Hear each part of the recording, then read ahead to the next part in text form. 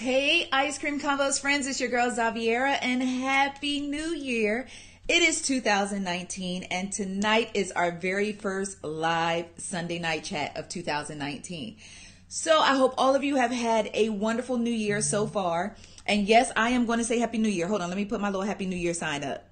Because y'all was trying to come for me and mess with me, because I am a firm believer of telling people Happy New Year until you actually see them. Some of y'all told me I need to cut it out on the 1st. A few of y'all gave me until like maybe the 3rd or 4th to tell people Happy New Year. And today's the 6th, so I'm pushing it. But I just say Happy New Year when I see people. The new year is here. So many of us are blessed to see a brand new year. So many of us did not even make it into the new year. And I like to send my condolences out to anyone and everyone who has lost a loved one over the holidays. It was so many reports of people passing away and people getting killed and all that. So you can't take for granted that we are going to see the new year, but we are here. And I'm so super excited to be with you all tonight. And before we begin, do me a favor and share tonight's chat with a friend to let them know that we're on, because number one, I have some new equipment. Okay, so I am a year older. I am now 43. I celebrated my birthday on December 30th. So shout out to all of my Capricorn friends. But my awesome husband got me a brand new camera. So if I'm looking a little more HD and you can see my acne a little more better tonight, that's because I have a brand new camera. And with new things comes new glitches and new technology and all that. So I'm still learning this camera and figuring it out. So the camera's set up here. My laptop is down here. And I'm looking, and I want to see your comments and stuff. Let me get your comments over here. 1 second. I see y'all saying Happy New Year. Y'all so sweet. Okay, there's my comments. I'm used to having my comments over to the side. So my eyes will be shifting tonight because my camera's here. My comments are here. And I'll be putting up my graphics and things in this area for you all to see what I'm talking about tonight. So in tonight's chat, we do have a lot of ground to cover because we haven't chatted since last year. It feels like it's been such a long time. But tonight I'm going to be covering Surviving R. Kelly. We are going to be talking about the Jazmine Barnes case. And then we'll just talk about a few little things in between that I just wanted to catch up with you guys on, because when I'm not on, a lot of times I'm like, dang, man, I wish I could go live and talk about this with my ICC friends. But I had to chill because it was the holidays and I was eating way too much. And most of the time I was inebriated. And it's bad enough I come on here and I'm a chatty patty. And sometimes I forget my train of thought, or sometimes I get tongue tied and all that. Y'all did not want my favorite wine mixed into that mix, because it would have been a complete, hot, unadulterated mess. We did not want that. So this year I'm trying to, I'm repping with the ICC. Y'all see my little chingo bling on my chest. I have my bird box hair because, the twist out is fly the first couple days, but then after a while it turns into a nest. So I got my bird box hair popping. Thank you to all of my ICC friends who are coming in saying Happy New Year, and y'all, rocking with me on this particular thing here. So I'm just very excited, as you can tell. And I'm going to make it a point to have a little more energy coming into the chat. And I'm just excited to get started. So let me go ahead and take this down. Okay, so you know how when the new year comes in, everybody's like, new year, new me. We set out our resolutions that we going to try to keep at least for the first couple days to weeks, This year I decided I wasn't going to make any resolutions per se, because I never keep them. I'm not even going to lie to kick it. This year my goal is to be more optimistic and just to be a better me. And that's going to be my goal. My goal is just going to be to try to be a better me. I'm going to try my best. I ain't going back and forth with y'all trolls in these comments, because one of the things that I love about Ice Cream Convos, and one of the things I take pride in, is interacting with my audience. I will come in and kick it with y'all in the comments, whether or not I totally agree with what you got to say. A lot of times y'all give me so much life, and I'm at home hollering and screaming, holding my phone, laughing at some of the stuff that y'all say. And my family what's good in your hand? But y'all are my cyber family. Y'all are my ICC friends, and I take your support. I take it to heart 1,000%. I appreciate, you coming onto the site. I appreciate you following my pages. I appreciate you commenting. I appreciate you sharing the stories. And I appreciate some of y'all that come in and catch my typos, like Zavi.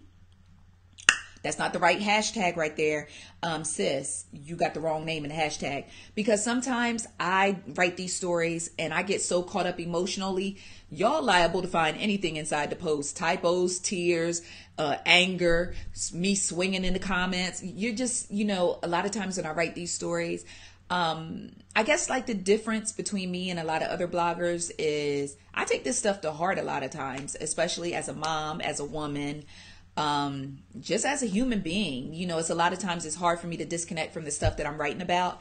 So I don't mind as long as y'all come to me in love and be like, sis, fix my crown, quietly the best way you can. Don't snatch it off my head and yank some scalp. But I just appreciate all of you for just being you. And some of y'all who be a little bit too much you, I go ahead and show you the door, without incident. I don't make a big stink out of it. But with that being said, I do appreciate a lot of you so. I appreciate all of you so much. Yeah, Happy New Year, y'all. I see y'all over in the comments over there. Okay, so the first thing I want to talk about, since we're already talking about New Year, New Me, is some of the new looks that some of our favorite ICC friends are going into the new year with. And I wanted to kick it off with our friend Genuine. Genuine said, New Year, New Me, beard gang to 1,000.599999%. So Genuine has this new beard and his face is a little fuller and the beard is fuller, and he's caught quite some stink about this beard on social media, and people got all kind of jokes. And at first he tried to laugh along like, okay, yeah, okay. yeah, okay, I see what y'all guys say about my beard and things. Yeah. And then eventually he started cussing. And he was like, F y'all, y'all can have all the jokes you want. I'm still doing me, this and the other. When he started cussing, I knew y'all had got on his nerves. Now, I shared the photo of Genuine, and I was just like, oh, okay, Genuine, I see the beard. Okay, welcome to Beard Gang. Okay, talking about going full throttle. I was like, this is cool. All right, this is interesting. And I just posted that I wanted to thrive like Genuine's beard in 2019. It wasn't to set him up to be dragged or clowned or joked on. I just want to thrive the same way as Genuine's beard, because his beard is thriving. Whether or not you like it, it is thriving. 1,000% it's thriving. It is full. It is thick. It is Beijing. It is there. You know what I'm saying? It's even like... It's giving his hat life. His hat is like, yes, beard. Even his hat is on, yes. So shout out to Genuine for his new look going into the new year. New year, new me. All right, so another one of our ICC friends who had an interesting look going into the new year is our friend Usher. I don't know if Usher is auditioning for the 5 Heartbeats. I don't know if Usher is doing... Now, I do know, or I do believe that he did attend like some type of Great Gatsby New Year's shindig. And that may explain his new hair, because, when you go into a party that has a theme, you got to go all in so that you can make, these blogs and you can end up in all the pictures. So I'm thinking that's what's going on with Usher. Some of y'all think he is in a midlife crisis. Usher has already... he filed his divorce papers from Grace Miguel. And I was cracking up because some of my ICC friends was like, he married? Yeah, he was married. He was married to Grace Miguel. They quietly tied the knot and almost equally as quietly divorced. News of their separation came after Usher ended up in a lot of legal situations concerning him allegedly knowingly transmitting a sexually transmitted disease, and quiet as kept, he is still in litigation with some folks on that. So I mean, hey, he was like, listen, I'm single, new year, new me, I'm single, and I'm Usher, this my due. I mean, it doesn't look bad on him. I mean, if you got 5 Heartbeats, I'm here. That's my favorite movie, so I'm here for it. You look like a temptation, I don't know. I don't have a problem with it. It was entertaining to say the least. And a lot of times when these guys do these type of things, it is for our attention. So if we're giving them attention, if we're talking about it, if we're clowning, we're buzzing, as long as we're talking about it, that is all they care about. And speaking of the biggest attention whore, oh, wait a minute, that's 2019. Hold on. Speaking of the biggest attention whore of 2019, I'm going to have to give it to our boy Young Jock. Young Jock will go beyond the call of duty for your attention. Now, Young Jock just unveiled his new do. I believe it was yesterday, day before yesterday, because I was busy all day yesterday. He debuted this new do. He's going with the Aquaman, turquoise blue do. And yeah, he did that. Now, I'm not very fluent in hairstyles. Now, is this like considered like a side bob? Because, he has the hair going around in the back, shaved on the side. I don't know. He's giving me auntie vibes with this. He actually looks like he'd be one of those guys that like smack the top of their head when it itch and cluck their tongue in between sentences like, girl. And then when I went down to the thing. But I have to pause when people get to the point where they start calling him gay. I'm not a fan. At one point in time, I banned the word gay on the ICC Facebook page. Some of y'all may not know this, but I banned all racial slurs. I banned all homophobic slurs. And I banned the word gay because people were just throwing it all over the place for no reason. You get a dude and he drink out his straw and he like, ooh, that's gay. Girl, he gay. Look how he's sucking on that straw. He is gay. And I felt like the word gay was being overly used and low-key abused. And so one of my ICC friends was like, Jock is so gay or something. He just need to come out the closet and say it. I don't necessarily believe that a hairstyle makes a man gay. I don't even believe clothes makes a man gay. But I was raised by my great grandmother and she was very, very old school. And I had some very amazing, strong black men. I still do in my family. So, masculinity is being challenged in these 2019 streets. But if a man if he doesn't fit the form of what we consider to be masculine, does that automatically make him gay? Because to my understanding, gay is a man who sleeps with another man or a woman who sleeps with another woman, sexual orientation, not necessarily what you wear, what you say, what you do, but at the same time, we do have people who push the limit. We do have people who like to teeter-totter and keep people talking and buzzing, and then they get offended when certain people say certain things. I feel like, if anything, I don't know Young Jock's sexual preference. I know he does have a plethora of children.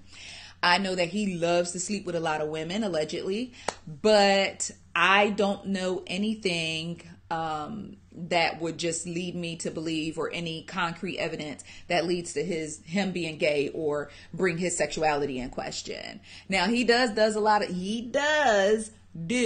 a lot of suspect things, but the time he was running around in a dress, but he claimed he lost a bet to Stevie J, and now we have the hair. And I think this was another stunt by Young Jock to one-up Usher, because when Usher came out with the new do, everybody was like, oh, he out here on his Young Jock. So I feel like Young Jock basically did this to try to one-up Usher and to bring the attention back to him once it shifted to someone else. But y'all let me know what you think in the comments. Let me know, do you think Young Jock got a secret that he is just trying to slowly bring to the surface? But I just would like for us to stop throwing labels on people so quickly without really truly knowing whether or not, their sexual orientation or whatnot, what have you. But I do feel fully confident in saying that Young Jock is an attention whore. I mean, we've seen it a million times. And he's a reality TV star, and it's kind of in their DNA to do anything for attention. Now, I'm not going to say he's the most masculine guy in the tank, but I don't know if there's sugar in his tank. And I'm just reluctant to start throwing titles and assumptions on people like that. But just let me know if you think Young Jock got a freaky secret or if he's just an attention whore. Let me know. Okay. Who else? Ooh. This gentleman right here. Hold on. Where my thumb at? This gentleman right here. I don't care what year it is. He's still going to look like he is 21 years old. Apparently, Lorenz Tate still has the GPS coordinates to the Fountain of Youth, and he ain't telling nobody else where they at. He's looking great. He's looking good. I believe he and his wife have another baby on the way. I don't know if the baby got here yet because I didn't keep up with her alleged due date. But I do know that they are expecting another baby. Some of y'all may remember when I posted the photo of their baby shower. But yeah, I don't know what in the Benjamin Button Lorenz Tate got going on. I'm not mad at it. I just would like at least a hint, drop a pin to the Fountain of Youth.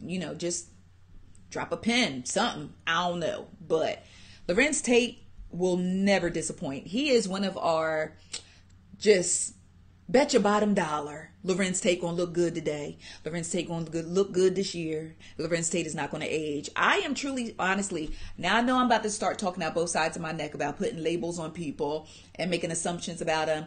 But what in the true blood is going on here with Lorenz Tate? I'm convinced he's a vampire. Point blank period. Sue me, I'm sorry. But I don't know what in the true blood is going on with him. All I'm saying is he can bite my neck. With all due respect to my husband. You know what I'm saying? I'm just trying to live forever. You know what I'm saying? So it is what it is. But shout out to Lorenz Tate. Just wanted to take a moment just to shout out a man, who is just never disappoints. He just never disappoints. Okay, so we have some other news that I just want to get into real quick. This story right here was kind of surprising to me. Country Wayne, new year, new me. I'm wife free and I got a new boo and her name is just hilarious. I was a little shocked by how invested people were in this story. And one of my ICC friends got a little, I guess she felt a little offended or something because she felt like I was trying to say Country Wayne wasn't famous enough for me to care about his divorce and new relationship with Just Hilarious, or that I was trying to belittle the amount of fame that he's accomplished. But that was like, oh, just time out. Going forward, I did say that I'm not going to go back and forth arguing with people in comments. I think I'm also just going to stop responding to completely asinine comments towards me, because some of y'all really don't come into the chats and you don't really get a feel of who I am and what I'm about and what I kind of stand for, especially if you're a passerby and you don't really follow the ICC page. Most of the ridiculous comments I get are from passerbyers who really don't know how we operate over here. They don't know how the ICC friends get down. They don't know how I get down. But I think this is something that I'm working on with myself, not trying to explain myself to people all the time. Some people just aren't going to get you. But I take so much pride in what I do, and I take so much pride in trying to be a good person, that I find myself explaining to complete strangers like what I'm about and what my site is about and how we try to operate over here and so on. And I think I'm going to just pray for me with that, because I'm going to try to pull back from that. And I guess the reason why I'm so quick to respond to those type of posts is because I don't want other people to come in and say, hey, yeah, she does kind of suck. Why would she say that? Especially when that wasn't the point I was trying to make or the intention. But anyway, y'all pray for me with that one. It ain't too early for prayer. Okay. But anyway, so Country Wayne. Apparently Country Wayne has a whole bunch of kids. And when I say a whole bunch, it's not in a derogatory way. I'm just saying that, he went forth and was fruitful and he multiplied a couple times. With that being said, apparently he's in a relationship or a budding relationship, a homie lover ship, I don't know, with Just Hilarious. And Just Hilarious is, she's an Instagram comedian. And the only reason why I'm calling her Instagram comedian is because that's the first place where I really, really saw her.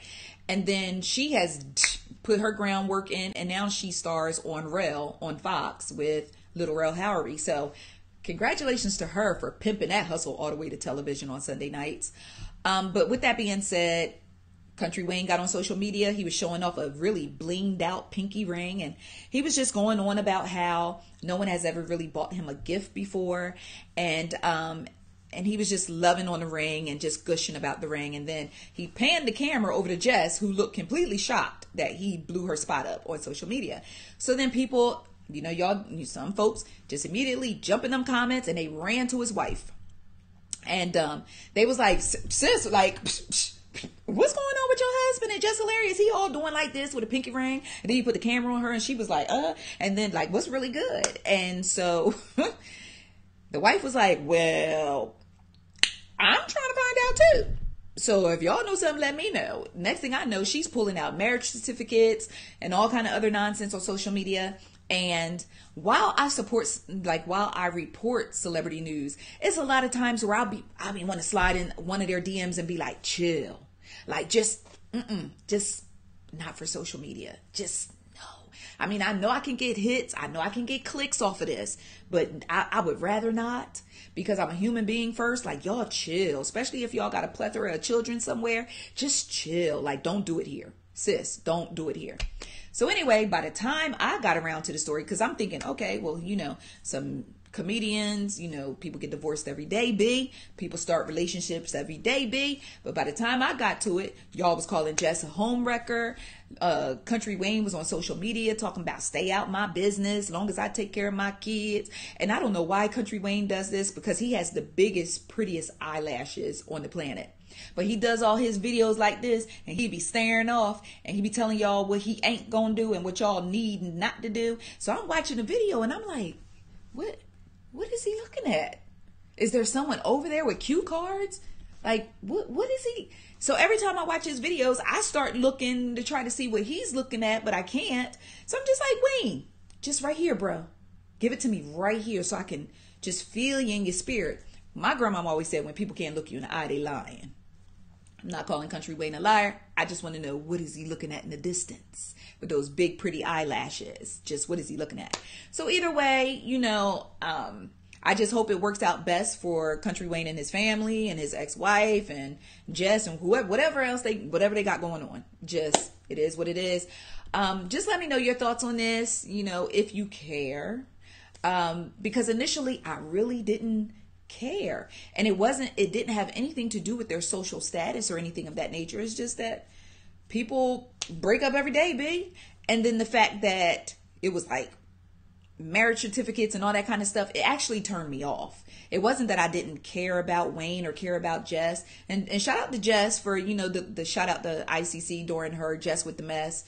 I appreciate that, but it wasn't because I don't care about them. I enjoy both of them. They make me giggle. Sometimes Jess will say something and I'm like, sis. But I just was turned off by certain levels of mess that I'm just turned off by.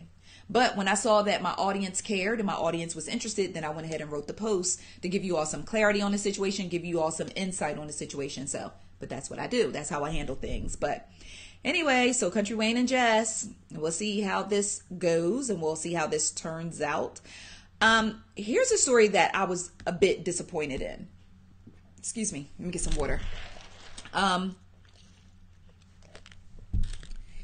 Calloway. We've been rocking with AJ since 106 in Park, when he had the Predator dreads going to the back, hanging down his back. And in June, a writer came forward, and her name escapes me right now. I apologize. A writer came forward saying that she was sexually assaulted by AJ. And the same writer also, Russell Simmons, AJ, and I think it was someone else, but I can't remember who the other person was. But she was putting them on Front Street. And I was like, oh. But then it just it was like a fart. It was there, you smelt it, and then it was just like, and then it dissipated, right? Then the next thing I know, more allegations have come up. On Christmas Eve, two women have come forward. Two additional women have come forward claiming that AJ allegedly sexually assaulted them. They have chosen to keep their identities under wraps. One woman filed a police report on December 24th. So she's serious. She has filed a police report. The other woman said, I just don't want to say my name. I just don't want to be out there because I'm not trying to ruin my career. Which leads me to believe that she's in some form of entertainment if she's worried about ruining her career by putting AJ on blast. These women didn't say AJ raped them. They did say AJ was very aggressive, doing things like pulling out his penis, trying to get them to touch his genitals. One woman said he was just groping her, all kind of crazy stuff. But there's a lot more to the story, and I've detailed it all on icecreamconvos.com. But while I'm disappointed that two more women have come forward, and the initial victim who spoke out said she's spoken to at least 9 more women who claim AJ has allegedly sexually assaulted them. So the only reason why I'm really talking about this tonight is to kind of be like, y'all, it's about to go down, because I don't see this ending anytime soon. If there are allegedly 9 women and we are only on number 3, there's 6 more to go. and I'm not saying that I believe that AJ did these things, but I'm saying that I now live in a space where I don't put anything past anyone, like anything past anyone. And I don't want to be that person that discredits victims when they come forward. I also don't want to be that person that automatically condemns someone before they have the chance to prove their innocence. Because, let's face it, in our lives, we've seen both sides of the coin. And so, with this particular case, I'm just putting the flags up, kind of let you know what's going on. Keep your eyes and ears open, because 9 times out of 10, we will be talking about this again in another chat or on the site or on our socials. So, unfortunately, yeah. Okay, I see some of y'all like, get to this R. Kelly tea. I'm going to get there, y'all. I'm getting there. It's just a few more things I want to address real quick. Kim and Kanye are allegedly having their 4th baby by a surrogate. Congratulations to them. I need Kim to make sure Kanye's taking his meds and seeing his therapist. All right, let's move on. Speaking of babies, congratulations to LaToya Luckett and her husband. I think his name is Tamikis Walker. They welcomed their baby girl, Gianna Iman Walker, on the 4th of January. So I can't wait to see her. I know she's going to be beautiful because LaToya is gorgeous and her husband is bae. Her bae, but he bae. He fine. So congratulations to that beautiful couple for welcoming their first child. Let me see. Is that everything else that I wanted to talk about? Yep. All right. So let's start with Jazmine Barnes. All right. So with Jazmine Barnes, this case really threw me for a loop. I actually wrote this blog post about Jazmine's death, about her being killed on the morning of my birthday. They shot and killed this baby, 7-year-old baby girl. They shot and killed her on December 30th, which is my birthday. And when I woke up, this is what I had to write about. So you can imagine my birthday didn't quite start off on the right foot, considering this was an innocent child. We all know the story by now, right? So I don't have to go into the details of all of that. Just real quick. Her mom was like leaving or in the vicinity of a Walmart, leaving a Walmart. Jazmine and her siblings and cousins, teens, whoever, all in the car. Shots. Someone did a drive-by on the car. Shots rang out. Jazmine was shot in the head and killed. Her mother was shot in the arm, and I think another sibling was shot and injured. And so all we had to go on was that a white man believed to be in his 40s in a red pickup truck was seen fleeing the scene. So it was an all points bulletin looking for this white dude who just opened fire and shot and killed this baby, injured her family members. My first thought was, dear Lord Heavenly Father, we live in a Trump society now where a grown man will just open fire on a woman and her children riding in a car and just speed off and take off. So Shaun King is a treasure. Shaun King went hard in the paint along with investigators and other people, but Shaun King is one person I know that literally dedicated his life to finding out who or the person or persons responsible for killing this innocent baby girl. Rewards were put up. Shaquille O'Neal and a Houston police officer paid for her funeral costs. It was heartbreaking, and it was gut wrenching as a mom, y'all. I was through. I was done as a mom. So I can only imagine what her mom was going through. But a shocking twist in the story. Last night, first things first, last night before I went to bed, and I tried my best to stay up, y'all. I was just so tired. But an initial report came out saying that a source said that Houston police had a man in custody. Some outlets were saying a person of interest. Some outlets were saying a suspect. Either way, they allegedly had someone in custody. So I'm like, oh boy. So I'm like, okay, they got the white dude in custody. Cool. We found a red pickup truck. Somebody rang the alarm. We got this white dude in custody. So I tried to stay up long as I could to get the tea. I was tired. I went to bed. Woke up around 1 o'clock today. Don't judge me. I woke up about 1 o'clock and saw that not only did they have one black man, they had black men in custody for the shooting death of Jazmine Barnes. So now y'all know I'm completely confused. So I got to jump up, wash my face, brush my teeth, get the cold out my eye, see who this paging me and why. So I'm like, okay, what is going on here? And I'm like, okay. So I go in and I get the information. Apparently, two gentlemen, and I say gentlemen, and I use that term loosely because they're just dudes. Eric Black Jr. and Larry Woodruff are the two people responsible for the shooting death of 7-year-old Jazmine Barnes. Eric Black Jr. allegedly confessed to driving a Kia SUV and says that Larry opened fire on the car, killing Jazmine and injuring her family members. Apparently, this was some gang type of ish going on. Now, I've heard several different stories, and I try to be careful with this type of stuff because when situations like this happen, I'm just like, okay, give me the facts. What's the facts? Okay, the facts are two dudes were charged, 20 years old, 24 years old. The fact is Jazmine is gone. The fact is her mom is injured. Her sibling is injured. The fact is both of these gentlemen have been charged with capital murder for the shooting death of this 7-year-old baby. Okay, those are the facts. That's what I'm giving you. Boom. So then Sean King, he came through because, like many of you, I'm confused. How we go from a 40-year-old white dude in a red pickup truck to two 20 and 24-year-old black men charged with capital murder.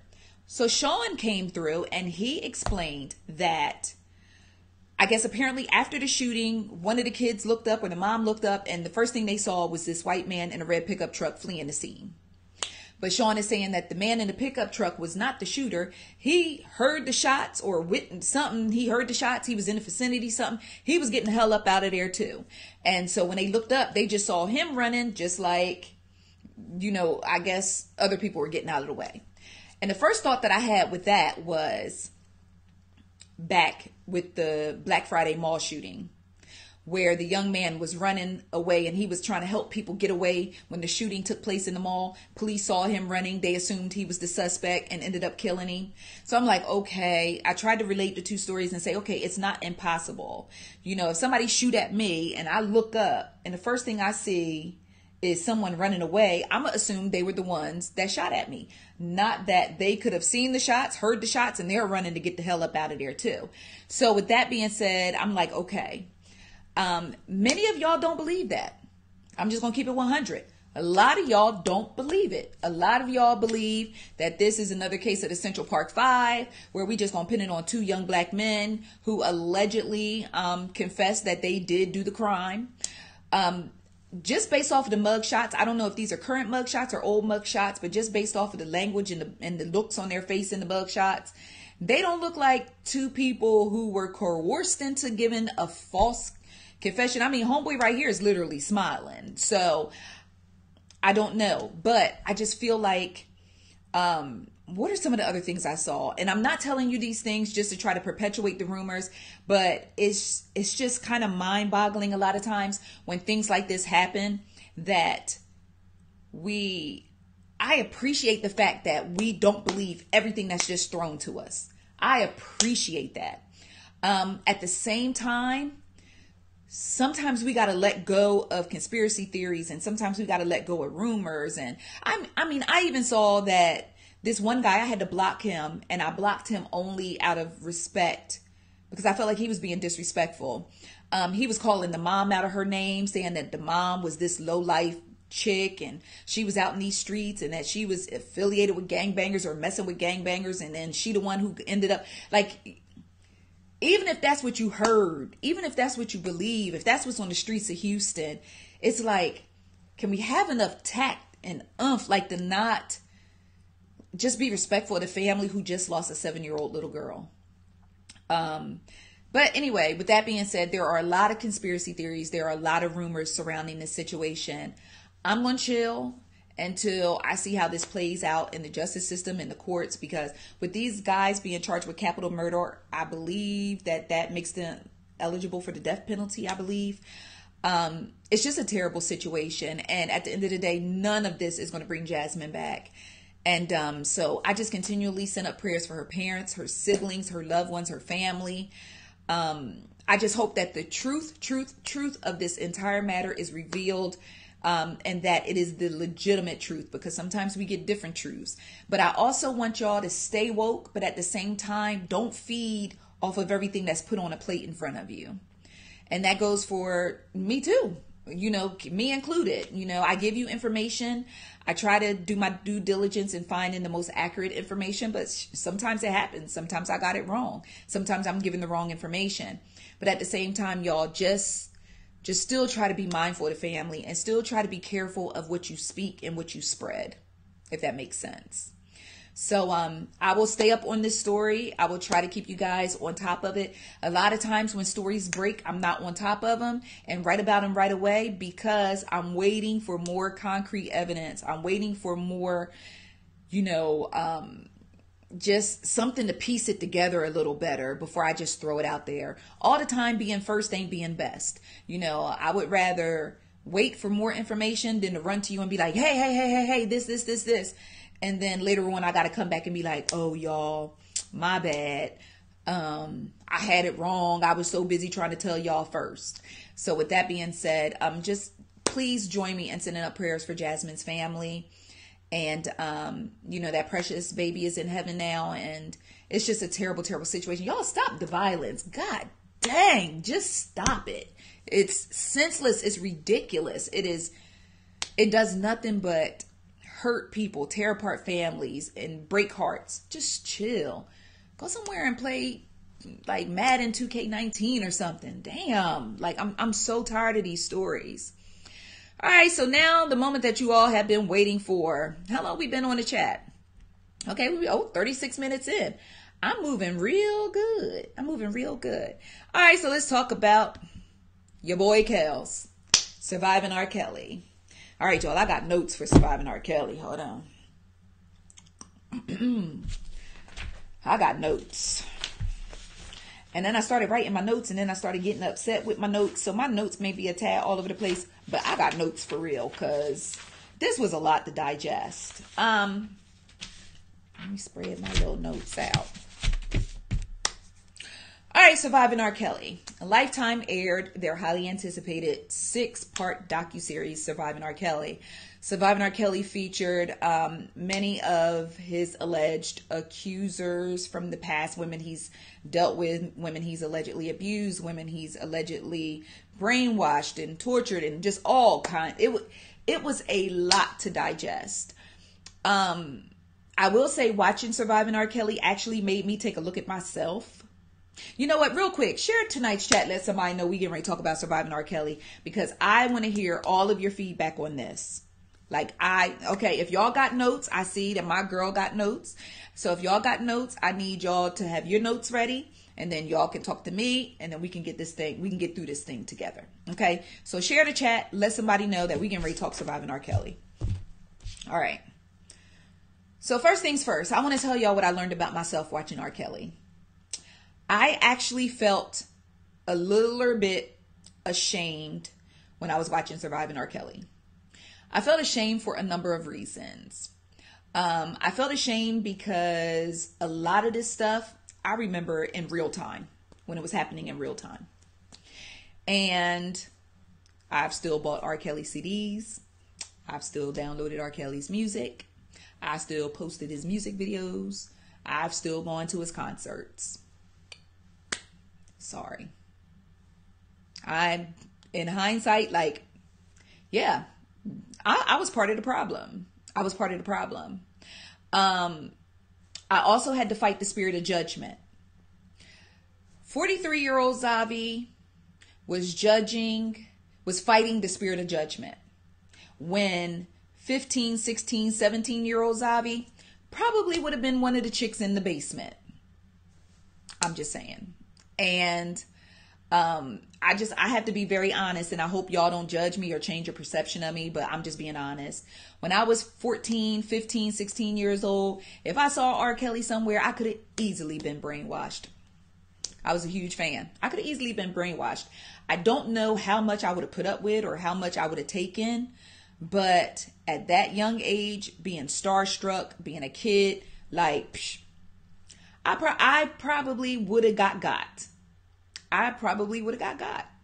Especially in my teenage years, because even at 43, when I go down memory lane on myself, I'll be like, woo, child, the ghetto. Like, thank God for Jesus, because God take care of babies and fools, even though you wasn't no baby.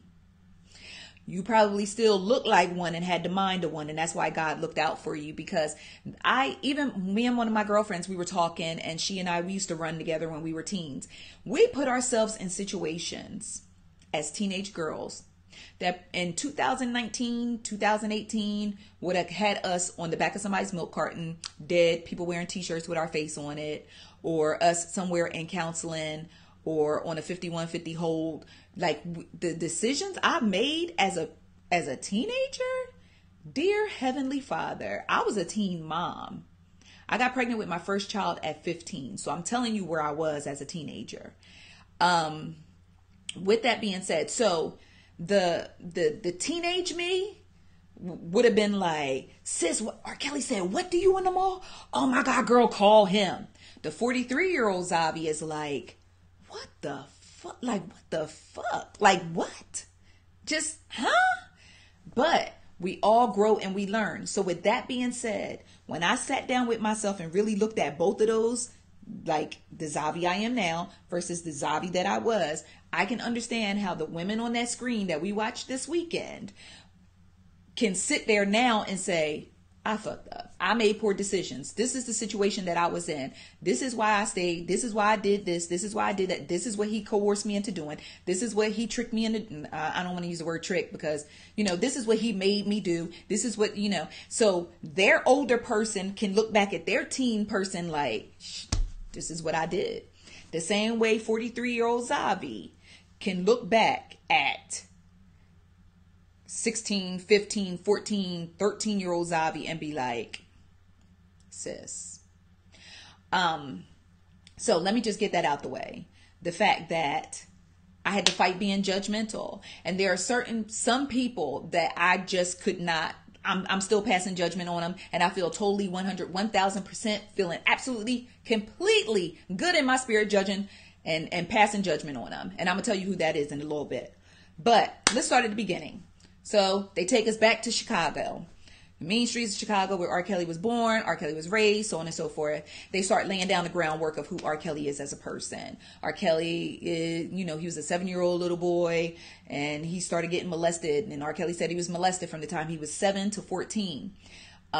He loved his mama dearly. He was illiterate or barely could read or hooked on phonics, failed him, whatever. That music was his refuge. Okay, these are all things that we know, right? Okay, fast forward. R. Kelly's brothers. One of them, Carrie Kelly. The other one, Bruce Kelly. I'm going to need y'all to throw the whole Bruce Kelly away. Just shoot the basket into the trash. Leave him where he's at. Bruce Kelly. Let me go back to Carrie first. Carrie Kelly. My spirit hurts when I see Carrie Kelly. Carrie Kelly was on the show on Surviving R. Kelly, and he tried to open up about the sexual abuse that he and R. Kelly said that they endured as young kids. Now, the only issue that I have with Carrie Kelly, because Carrie Kelly has been through a lot. His son's been shot. Carrie Kelly's been through a lot. Carrie Kelly was thrown under the bus and told that, and R. Kelly was like, oh, he was the one in the tape. My brother Carrie, him right there, the one who played a stunt double of me in a music video. That's who was in the tape. It wasn't me. So imagine having a brother and you love him and he telling people that you had sex with a minor on video, peed on her, did all these different things. Imagine that. So Carrie Kelly, if anything, I got a prayer for Carrie Kelly. Carrie Kelly was very, very careful with his words on that documentary. This is what only thing I need to address about Carrie Kelly. He was very, very careful, strategic with his words. He did admit to being sexually abused, but he left it at that. I saw a YouTube interview with Carrie Kelly and a very popular YouTuber. Her name is Tasha K. Carrie Kelly broke down and talked in great detail about this family member who was sexually assaulting them. Carrie Kelly said, and I'm going to use the words allegedly because I don't have time for lawsuits. Like, I'm just trying to get my scalp to come back in right here in the back where it's thinning out. But Carrie Kelly said that it was their older sister, Teresa, who was also momentarily highlighted. Boom. She was a flash in the pan on the documentary when they did the family photo. He said it was his older sister, Teresa, that was molesting him and Robert on an almost daily basis. He went into great detail about what she actually did to him. How she used to let Robert go outside and play while she allegedly molested Carrie. And then she would let Carrie go outside and play while she allegedly molested R. Kelly. Carrie, in the same interview, which you can easily just Google it on your YouTubes and your Googles, and you can watch it in its entirety, also said that he overheard R. Kelly bragging about losing his virginity to their other brother, who we now know is Bruce the Loose Deuce, about losing his virginity. Carrie said, well, Mama never really let us go anywhere. So if Robert lost his virginity, he had to have lost it inside the house, which would have been the alleged sister, Teresa. Carrie also went on to say how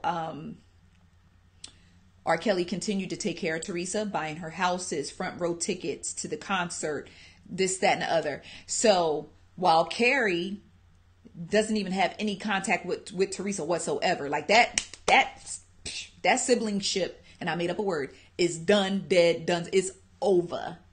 Her and Robert still had the best relationship ever. And he said it's because he felt like Robert liked what was going on. So R. Kelly in interviews has said he became very sexual at an early age because he was molested from the time he was 7 to 14. He even said it in Surviving R. Kelly. So I just wanted to give you a little bit of background on Carrie. And I was a little disappointed in the fact that Carrie didn't call out the accuser. But I guess at the same time, you got to be careful with that type of stuff. Lifetime already was dealing with whatever. They had Aaliyah's mama over here wilding. They had R. Kelly claiming he was going to file lawsuits. But we're going to get to Aaliyah's mother in a minute.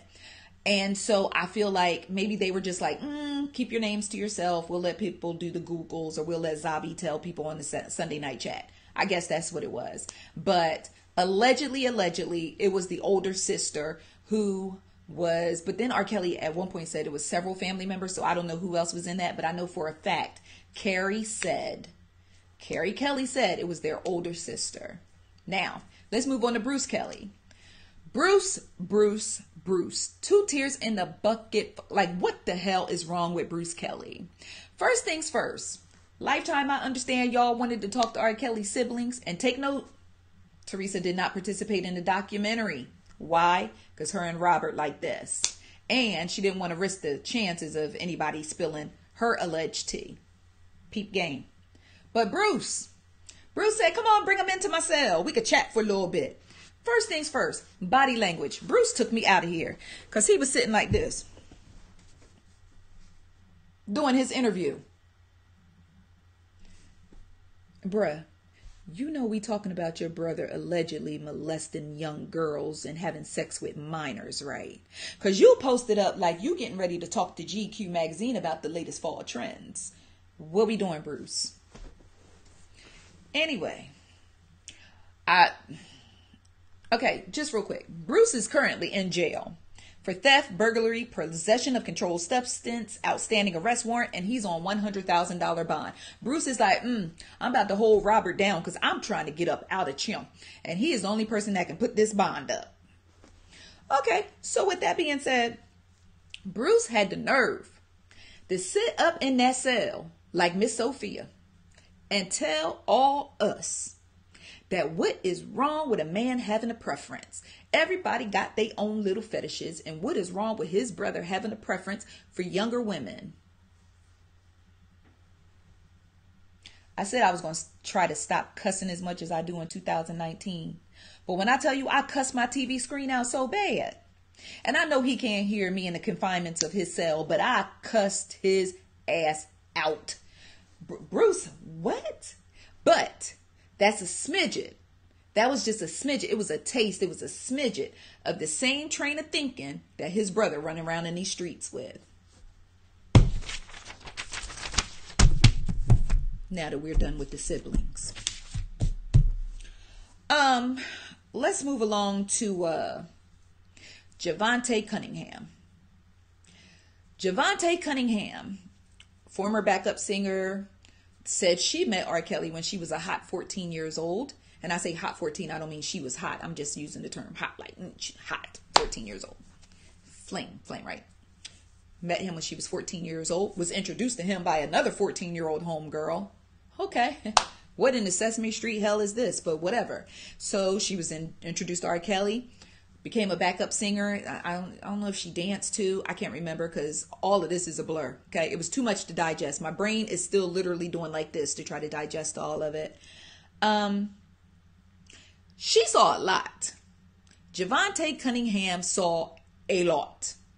And Javante appeared to be sitting on that documentary series being eaten inside out with guilt.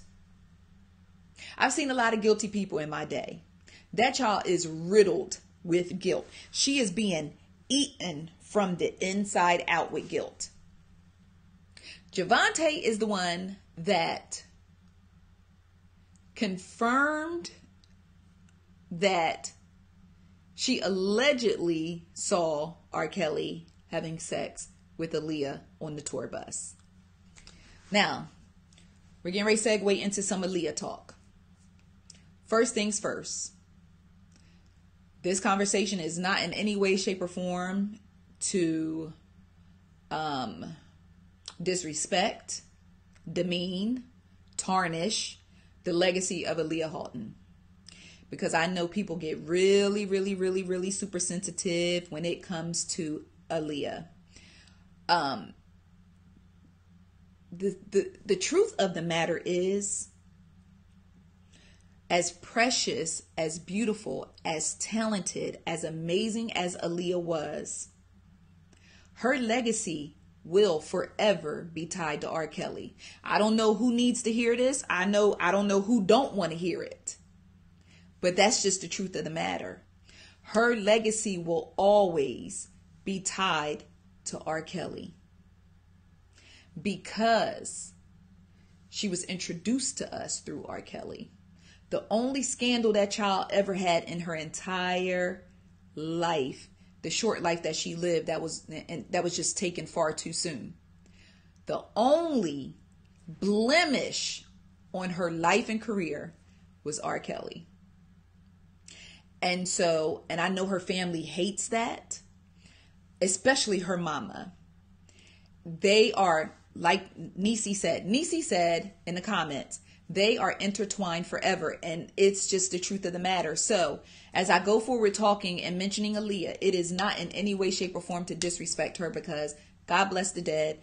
I have total and full respect for her, her family, and all who loved her. But it needs to be said. I knew about the R. Kelly Aaliyah stuff. Like many of us, we all heard about the marriage. We heard about the annulment. That was the biggest effort in history, was sweeping that marriage under the rug by her family and those close to her. I have never seen a bigger effort in my life to see something just disappear and it never happened. What are you talking about? We don't talk about that. We don't address that. Like Aaliyah never even mumble R. Kelly's name after that whole debacle. Never mumble his name. You was not allowed to mention his name in interviews when you talk to her. You better not mention his name in print when you talk to her. Listen, her family shut that shit down. It was done, finito, finished. We don't know. The Men in Black little thing, that the flash in your face, that was it. Never to be heard of again. But we all heard about it. We all knew sometime, and I think at some point in time they produced a marriage certificate down the line. But we knew that something was going on. It was some funny business going on. But even with everything I knew, watching Surviving R. Kelly still left me like, what? Because you ever think you know everything about something and then realize, boo-boo, you just knew this much. Like right here. And no, my nails ain't done because I typed too much. But you just knew this much of like this little part right here. You just knew this much of what was going on. And that is exactly how I felt. I swore I knew all of this. I only knew this much. And it's funny because when it felt explosive, but it didn't. It felt explosive to hear Javante say when the curtain flew back, we all saw R. Kelly having sex with Aaliyah. It felt explosive, but then it wasn't, because if he married her, he darn sure was sleeping with her, but it was just to hear it. I think it was just to hear it or have some type of confirmation, like y'all, it really was, it was really going down. And for then the footage, listen, they did a fantastic job with surviving R. Kelly. They did an amazing, fantastic job, because all those years that I compartmentalized the BS that R. Kelly was doing just so I could jam to his tunes and step in the name of love, they lined that stuff up so good, and they put that stuff in my face so bad that there wasn't shit I could do but just say, you know what?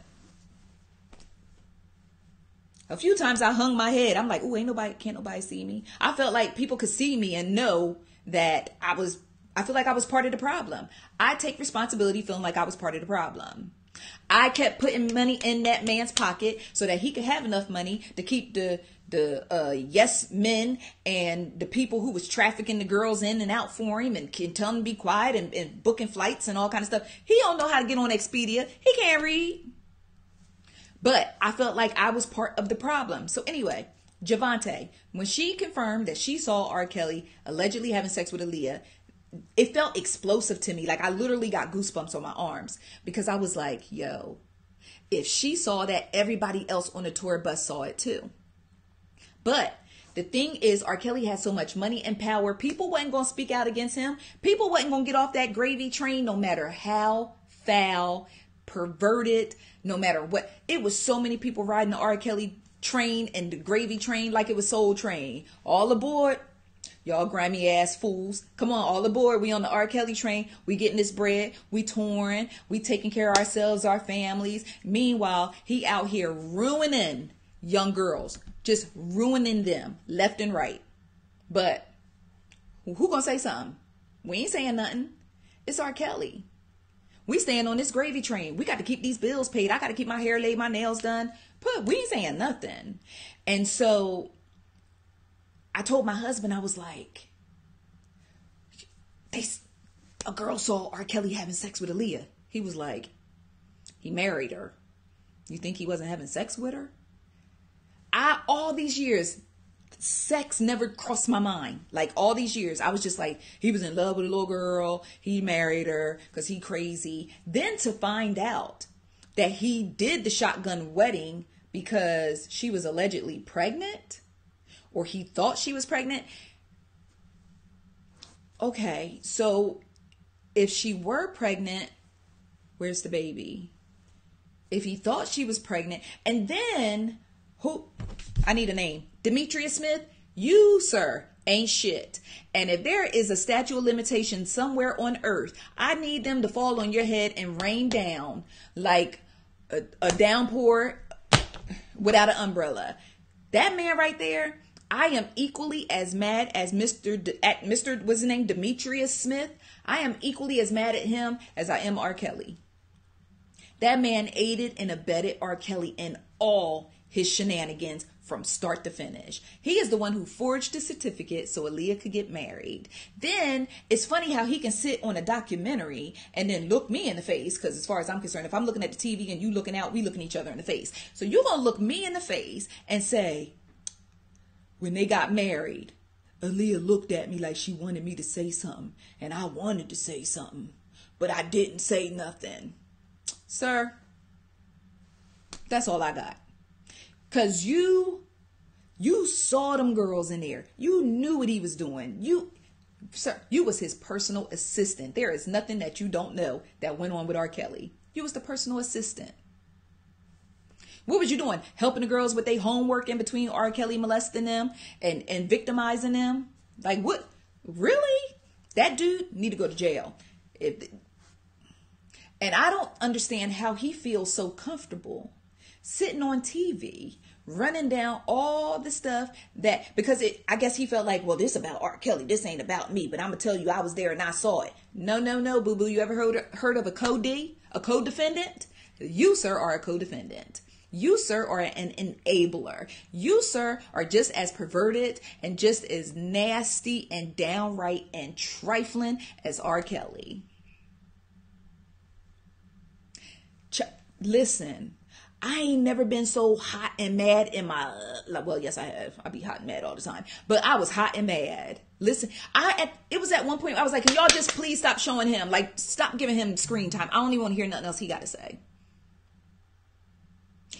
He was involved in all of it. And you know what? Any grown man that can watch another grown man have sex with kids, he was having sex with kids too, allegedly. Because ain't nobody, my grandma said, two people ain't gonna run, birds of a feather flock together. Two people ain't gonna run together and one watch the other one do dirt and not be involved or complicit. There were so many grown people that were complicit in this BS. It was so many grown people who failed them girls. Because let me tell you something, the way I'm set up, even if my young 14, 15, 16-year-old dumb Zavi would have tried to run off into the sunset with R. Kelly, let me tell you about how my family would have swooped down. How it would have lasted 3 days tops. The first day for them to book a flight, second day for them to get me, and the third day for them to go ahead and try to sweep them murder charges under the rug and dispose of the body before we head back to Jersey. It would have been a whole 3 days. 3-day turnaround. That's the most y'all would have got out of me. 72 hours. But it is just so sickening and it's so disheartening to see how many people were complicit. How many people said, oh, well, yeah, we saw it. Oh, yeah, well, we knew. Oh, yeah. So many adults. I don't blame these 15, 16, and 17-year-olds because I told y'all and I kept it 100 and said I could have got caught up. If I was in the right McDonald's or if I was in the right mall, I could have got caught up. Especially wanting to be a singer too. Y'all know I wanted to be a singer when I was growing up. Oh, I was a recipe for R. Kelly. Okay. Anyway, but with that being said, so many people failed them girls. When them girls weren't thinking logically enough to get them own selves out of the mess they got themselves into, or they were too starstruck to realize what was going on, or he giving them money and he this, that, and the third, and he just keeping them in this cycle. And then you notice that a lot of times it was friends. It was like duos. It was like one friend brought another friend or one friend went to recruit another friend. You know why? Because friends stick together through bullshit. And 9 times out of 10, it was 2 little besties sitting in there enduring that mess together, trying to stick it out. When one girl, Geronda said her and her friend Dominique was trying to text each other through the house, meet me in the bathroom. Bitch, meet me at the bus stop. Somebody call my mama. If y'all had cell phones to text each other, y'all could have called home. But again, we're talking about young minds. My 43-year-old mind would be like, what y'all mean y'all was texting each other to meet in the bathroom? Text your mama to come get you. But my 16-year-old self would have been like, okay, usually Demetrius leave out to go get our Slim Jims around 9. So meet me in the foyer of the 3rd level near the Colorado room. I don't know. So that's why I'm saying the 43-year-old me was battling what I know I would have fell for the okie doke for as a teenager. So I had to, it was a constant battle watching this, y'all. It was a constant battle. And so Aaliyah's mama, before I get off of that, Aaliyah's mama released a statement saying that Gervonta Cunningham, like, okay, I understand 1000% Aaliyah's mother's instinct to protect and defend her daughter. I understand it 1000%. Because let me tell you something. When my kids be cutting up, I be like, man, them little child, these youngins in here acting a goddamn fool. I need to get their DNA tested and an IQ test, but you better not say it. You better not say it. I can say it because I was in labor for 10 hours. You better not say it. So I get how she feels like she needs to defend her daughter, protect her daughter, and all that. But I need Mrs. Halton, with all due respect, I need her to be real honest with herself. She said Gervonta Cunningham never breathed the same air as Aaliyah. Gervonta said her and Aaliyah used to be sneaking out and going and having a good time. Do you know what that means, Miss Halton? Miss Halton, that means you don't know what Aaliyah was doing all the time. Then she went as far as saying she and her husband was with Aaliyah every moment, every step of her career. The lie detector determined that is a lie. If you were with her every moment and every step of her career, where were you when her and Robert Kelly were tying the knot? Where were you when Demetrius was drawing up these fictitious papers to get a fake marriage license and claimed that Aaliyah was 18, 19 years old so she could marry a grown-ass man? Where were you, Miss Houghton? I mean, you were there all the time. Were you in the Bahamas when she got on that plane? You know, like, and I know as parents, we like to feel like we everywhere with our kids all the time. We want to feel like, oh, no. I was there. I was everywhere. I was there. We want to feel like that. We want to tell ourselves that. We want to believe that. But the reality of it is some of these youngins is slick. I done snuck out of the house before at night and was back in by the time everybody woke up. None the wiser. As far as my family concerned, I was with her 24 hours a day, except for the 2 that I snuck out. I mean, we want to believe that. And so for her to come off with this really snarky and leave my daughter out of this, and this has nothing to do with my daughter. And a lot of my ICC friends were like, she's absolutely right. They don't need to drag Aaliyah's name in this. Again, I revisit my previous point. They are forever intertwined. Their legacies are connected. Aaliyah was the first inclination of R. Kelly being a sick, low-down pedophile. Aaliyah was the first inclination. You can't tell R. Kelly's story and edit Aaliyah out, please. You can't. Aaliyah was the first sign. That marriage certificate was the first sign. And he married her because he thought he had her pregnant, or he did have her, but I don't know. But that's why he married her.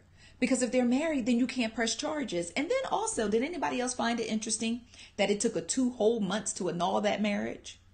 What was we doing for the whole 60 days? Are there laws that say you have to stay married for a certain period of time? Because I don't know. I didn't go to law school. I just went to high school and middle school and elementary school. But is there a requirement that you have to stay married a certain amount of days before a marriage can be annulled? Because they got annulled 2 months later. And then R. Kelly gave them a hot $100 not to prosecute? Huh? You talk about 250s, 520s, 1010s, 101s, $100. I was like, that gotta be a typo. I was looking at my TV like, that gotta be a typo. $100? Oh, maybe they meant $100 million. No, well, he didn't have that then. So maybe they meant $100,000. 100 hot ass dollars. Not to press charges. Then I saw on social media where someone was saying that, yeah, he paid them $100 and then turned over all his publishing.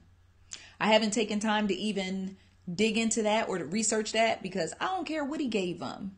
You married my 16-year-old daughter that I trusted you with to launch her career. You sitting on TV with matching outfits with my damn daughter. Mrs. Houghton, where were you at when Aaliyah and R. Kelly had on matching outfits? You didn't ask any questions because they weren't a duo. They wasn't Kid and Play. They wasn't Salt and Pepper. Why the hell they got on matching outfits sitting up on national television talking about he's my best friend? I ain't never been best friends with no whole grown ass man when I was 16 years old and he 27 and we besties. Besties. Oh, he's my best friend. Besties. Besties. Okay. Besties. I want to move along real quick. Sparkle. I have mixed feelings about Sparkle. Again, I'm fighting that spirit of judgment with Sparkle. Because when Sparkle said she came to that studio and saw her niece in there, what you doing here? She would have been leaving 5 minutes later. Like, you ever, like, as an adult or as, you ever see a kid somewhere and you be like, your mama know you here? Oh, okay, well, let's go tell her you're here and see if she knows you're here. I don't care. I'll be a run tell that on a child. I will, snitch. Snitches are us. I will run tell that on a young person, on a child quick, because we have to be, it's a village, right? It's a village. Because I know people used to run tell that on me. I used to be like, dang, why she don't mind her own business? But that's how you keep, even as a young person, when I used to get mad when somebody told my grandmom they saw me talking to boys at the corner store, or they saw me here where I ain't had no business being here. I was too young at the time to realize that that person that was running, telling that on me, they were looking out for my safety. They were looking out for my well-being. I felt like people was in my little prepubescent, how you say it?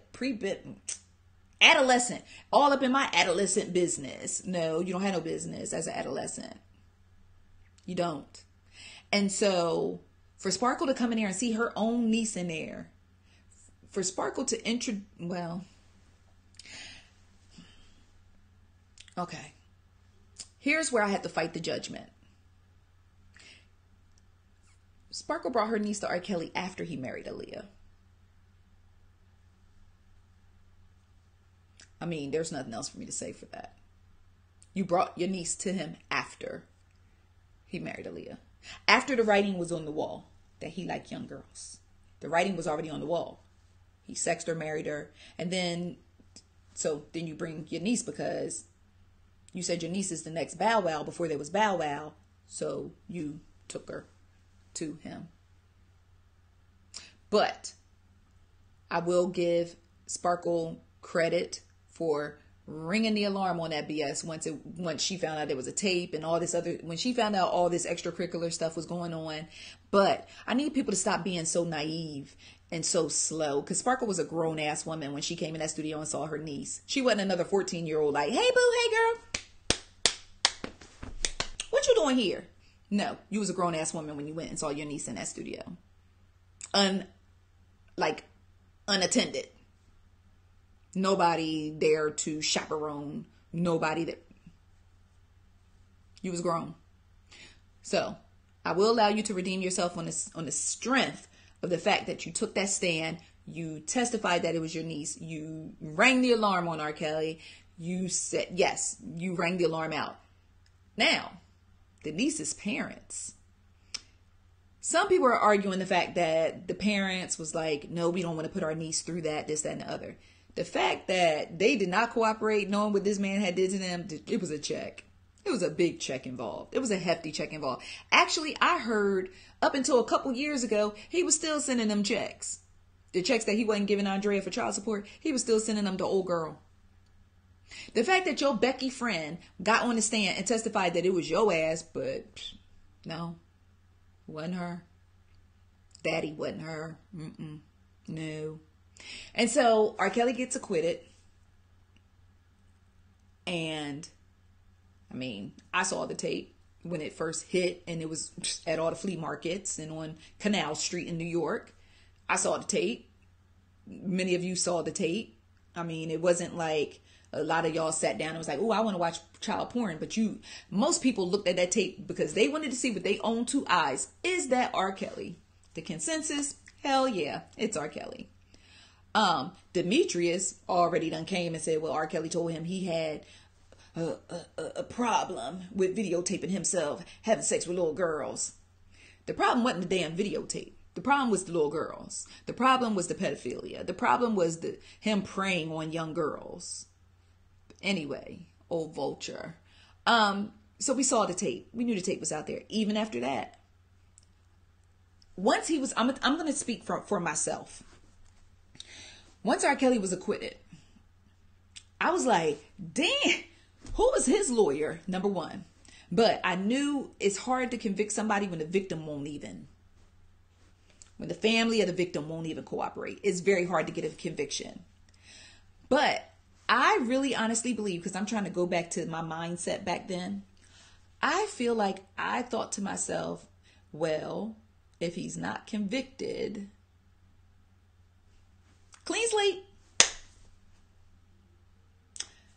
43-year-old me now knows an acquittal does not equate innocence. George Zimmerman got an acquittal. The police officers who beat Rodney King's ass got an acquittal. These officers that are killing these black men in the streets are getting acquittals left and right. No charges. No, they wouldn't even charge Darren Wilson, who killed Mike Brown. They didn't even charge him. So what the hell does an acquittal equate to? Nothing. It just means that you had some dumbass jurors or you had some sorry ass lawyers who couldn't get the job done. Not to mention, somebody greasing somebody's hand in the back in the judge's office. We don't know what's really good. But in hindsight, I thought, oh, acquittal. Okay. Okay, clean slate. Let's get back to the music. Okay. Then a few times I told myself, listen, what he doing in his personal life don't got nothing to do with me. I'm just here for the jams. Lie detector determined that's a lie too. Because if I'm just here for the jams, I'm continually funding the cult. Alleged cult. I'm funding the alleged pedophilia. I am funding this Colorado room. Because if I had pulled my dollars out of his ass and he went bankrupt and broke, he wouldn't even have the money to schedule the flights for the little girls. He wouldn't have no reason to be in the mall because he ain't got nothing to spend. Now, who's to say that he wouldn't use his old fame to drag in some little girls who still like, oh my God, he used to be R. Kelly. But what did we do as a black community? We made jokes about it. Well, you better not pee on me. You ain't R. Kelly. We made jokes about it. Boondocks. The Boondocks tried to, y'all, we gonna get this thing to you in the cartoon, but hashtag never forget.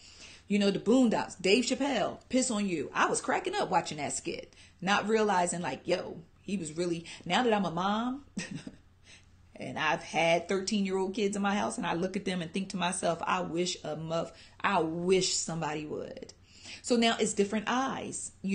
Things that used to be funny ain't funny no more. Things that used to slide and slip under the cracks they can't slide and slip under the cracks no more.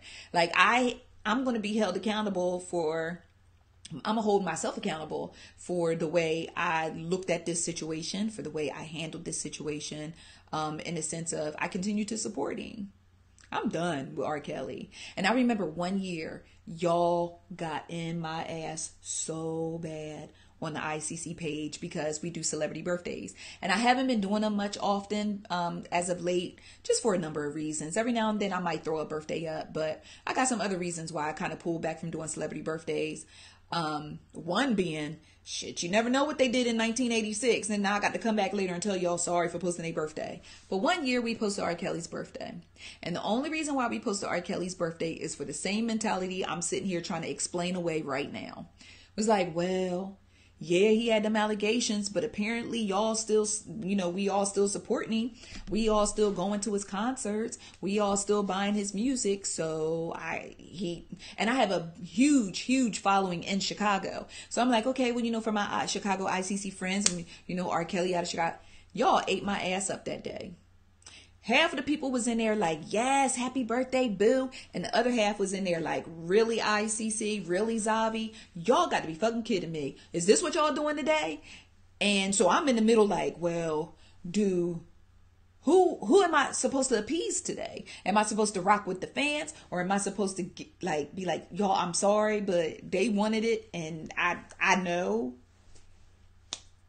And that's one of the reasons why I fell back. I fell back from doing a lot of celebrity birthdays, but especially Bill Cosby's birthday came by. I was like, no pudding pops for you today. Because regardless of guilt or innocence, this is where we are with Bill Cosby. So, so I had to pull back from that too. But anyway,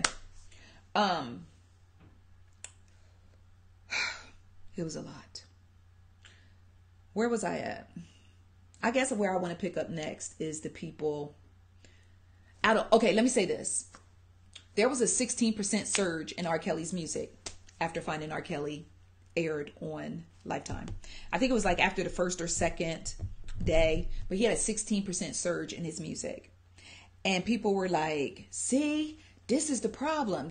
Why is there a 16? Now his fans, excuse me, because I still have some R. Kelly fans who go hard in the paint. I had some girl come in a post I wrote last night on Instagram and purposefully and spitefully was like, I love you, R. Kelly. And I wrote back, he love you too, depending on how old you are.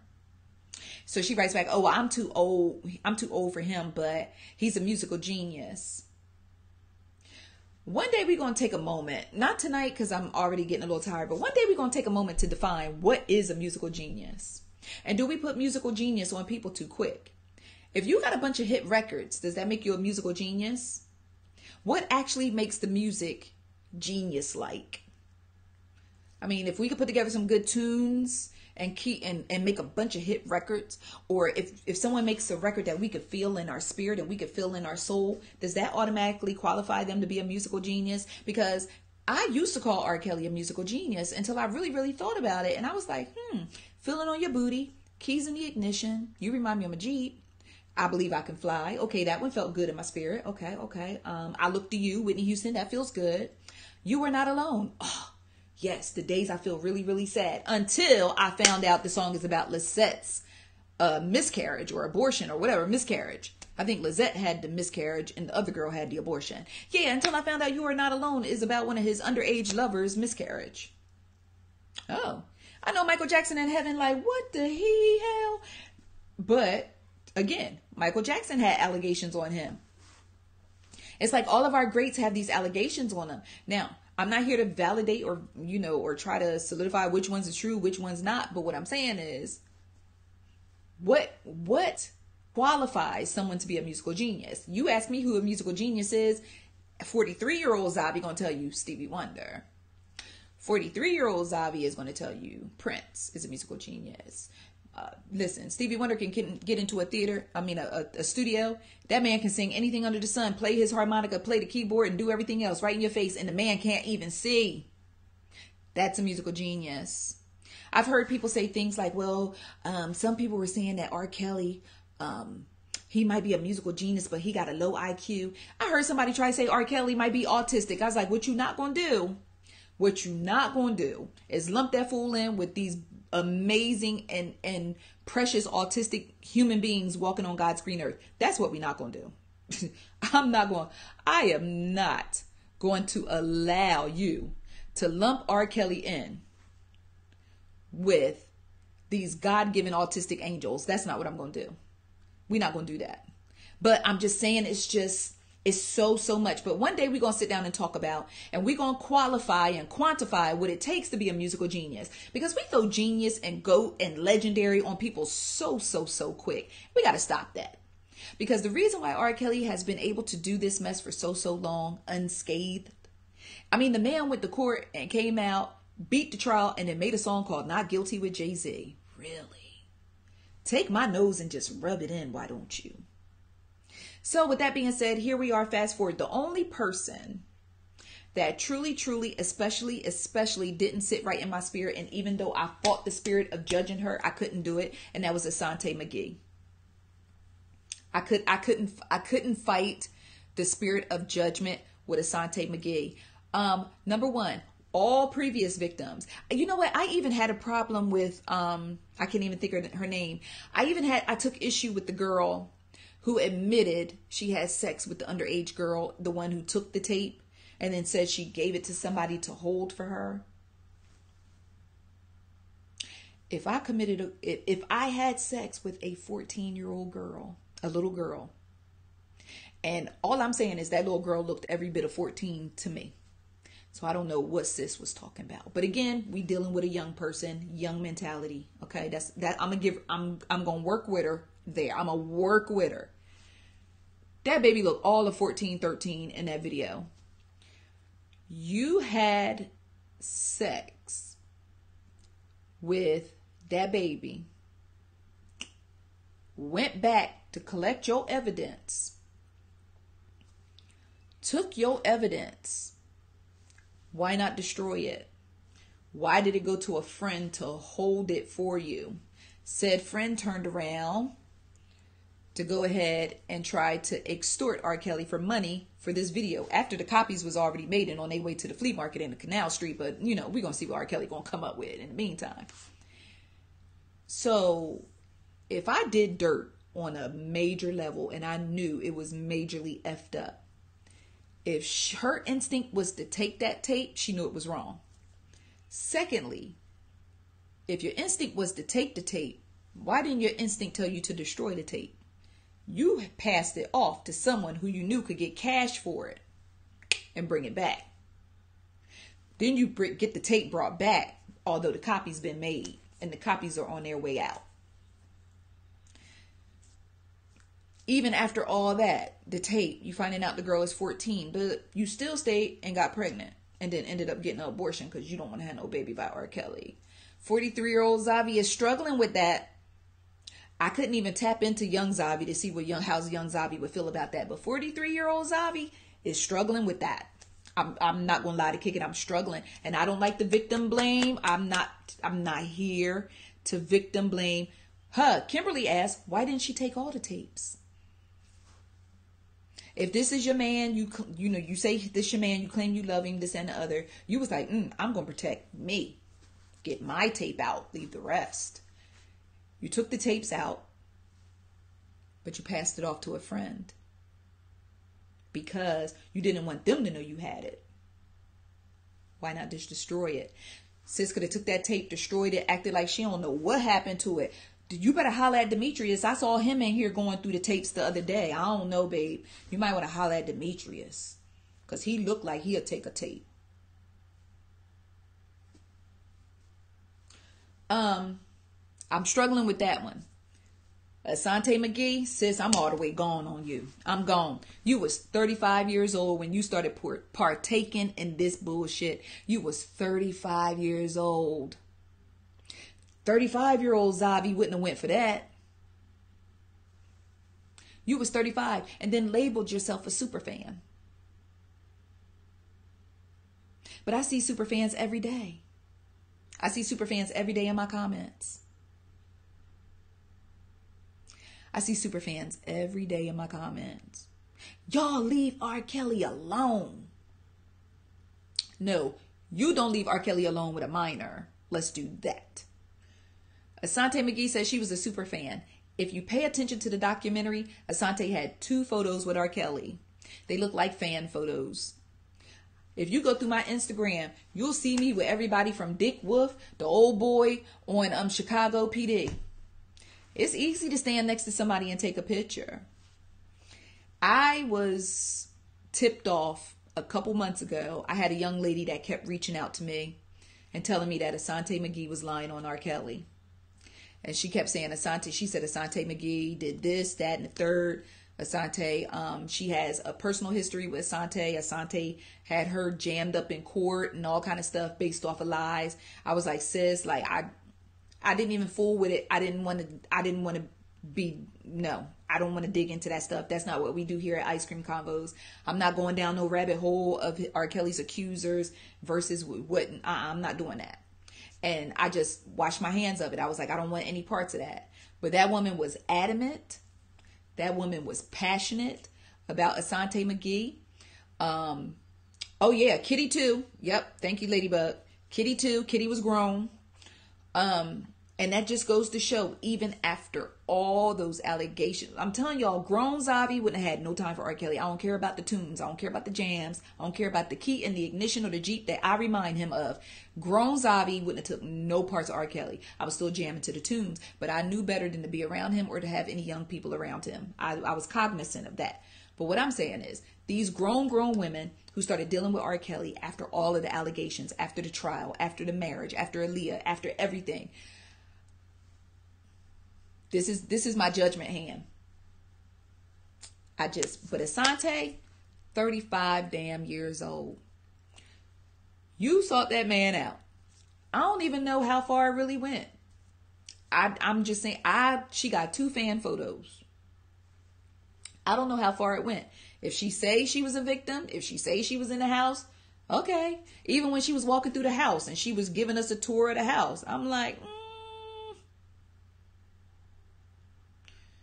you sure you know which room is which? She didn't give me any specifics.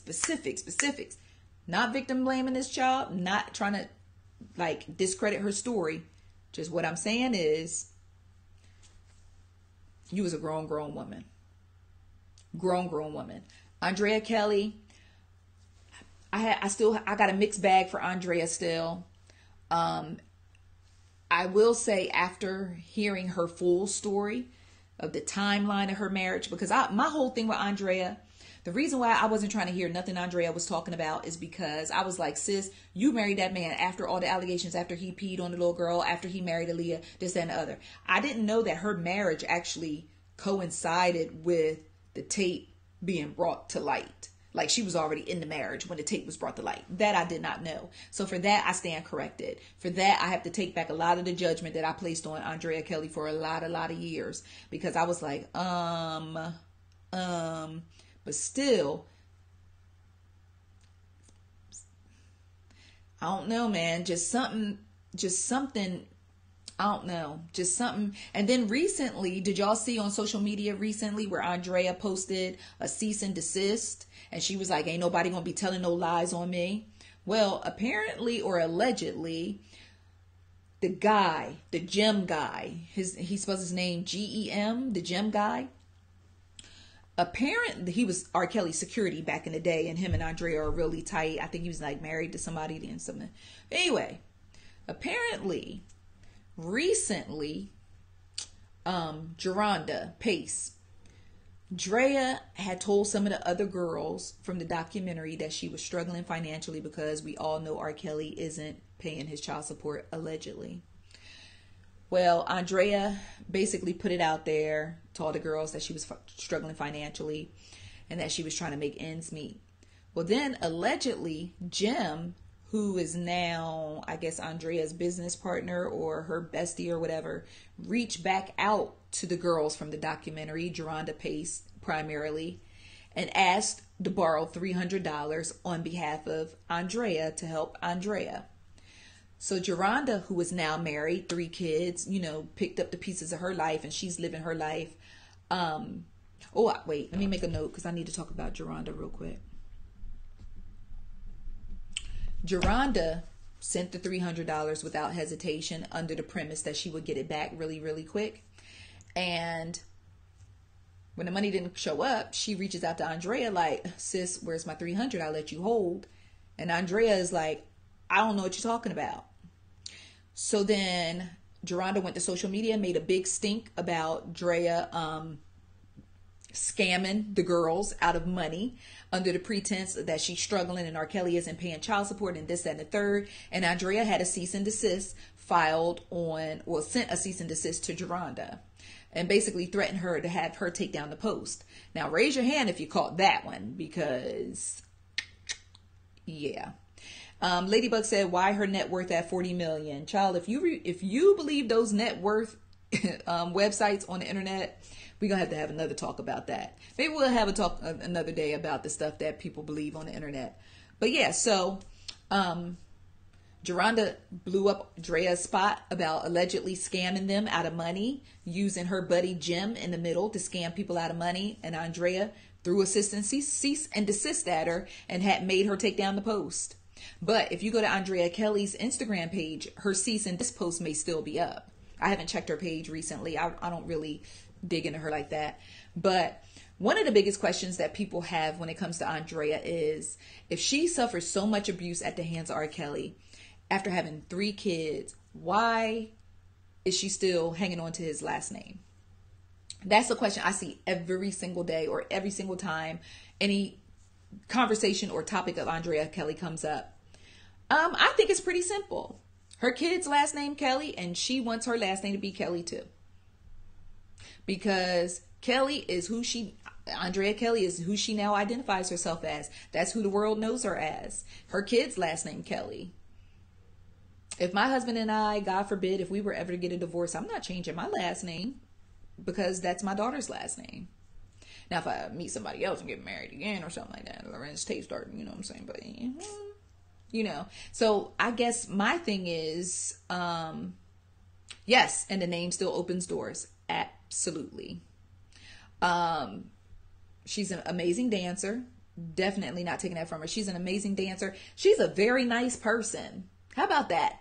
She's a very nice person. I met her at an event one time where my daughter was in a fashion show. And I think Andrea Kelly's daughter was in the fashion show as well. And she was so nice and sweet and cute. We took pictures together. We talked for a little bit. Very nice woman. While I feel like she's being an advocate against domestic violence, sometimes I'll be feeling like, I don't know. Sometimes I just be like, I'll be wondering what the motive is sometimes. But she said, and she also answered another question for me.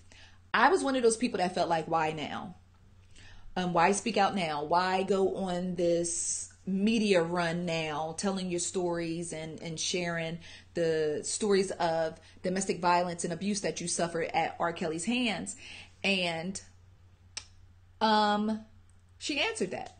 She said she had to wait till her kids got old enough to handle her coming forward and speaking out. And because imagine R. Kelly, your daddy, and you going to school and kids like, oh, you can't sit with us because your daddy like little kids. Like, even in all of this, I never thought about the impact on his children. For years, I didn't even know R. Kelly had kids, let alone a damn wife. For years, I did not know. I think the first time I realized R. Kelly had a wife was when they got divorced. Yeah. And the fact that Sparkle was in the house with R. Kelly and his wife asking, can she come get something to eat? And you sitting in his house and you thought that was okay. Like Sparkle, I don't know about, like Sparkle is some things that just still ain't adding up with Sparkle, but it is what it is. Geronda Pace. Some people were saying that they were, when it comes to Geronda Pace, because she actually sought out R. Kelly. The girl skipped school every day to go to his trial, where he was on trial for sleeping with young people, and all those settlements R. Kelly settled out. Imagine if all those women came forward that got all the settlements. Remember, don't act like we forgot about the settlements. What if all of them came forward? Like, there is, like, this right here could just really be the tip of the iceberg. Because if the women who got all the settlements start coming forward, it could really be a problem.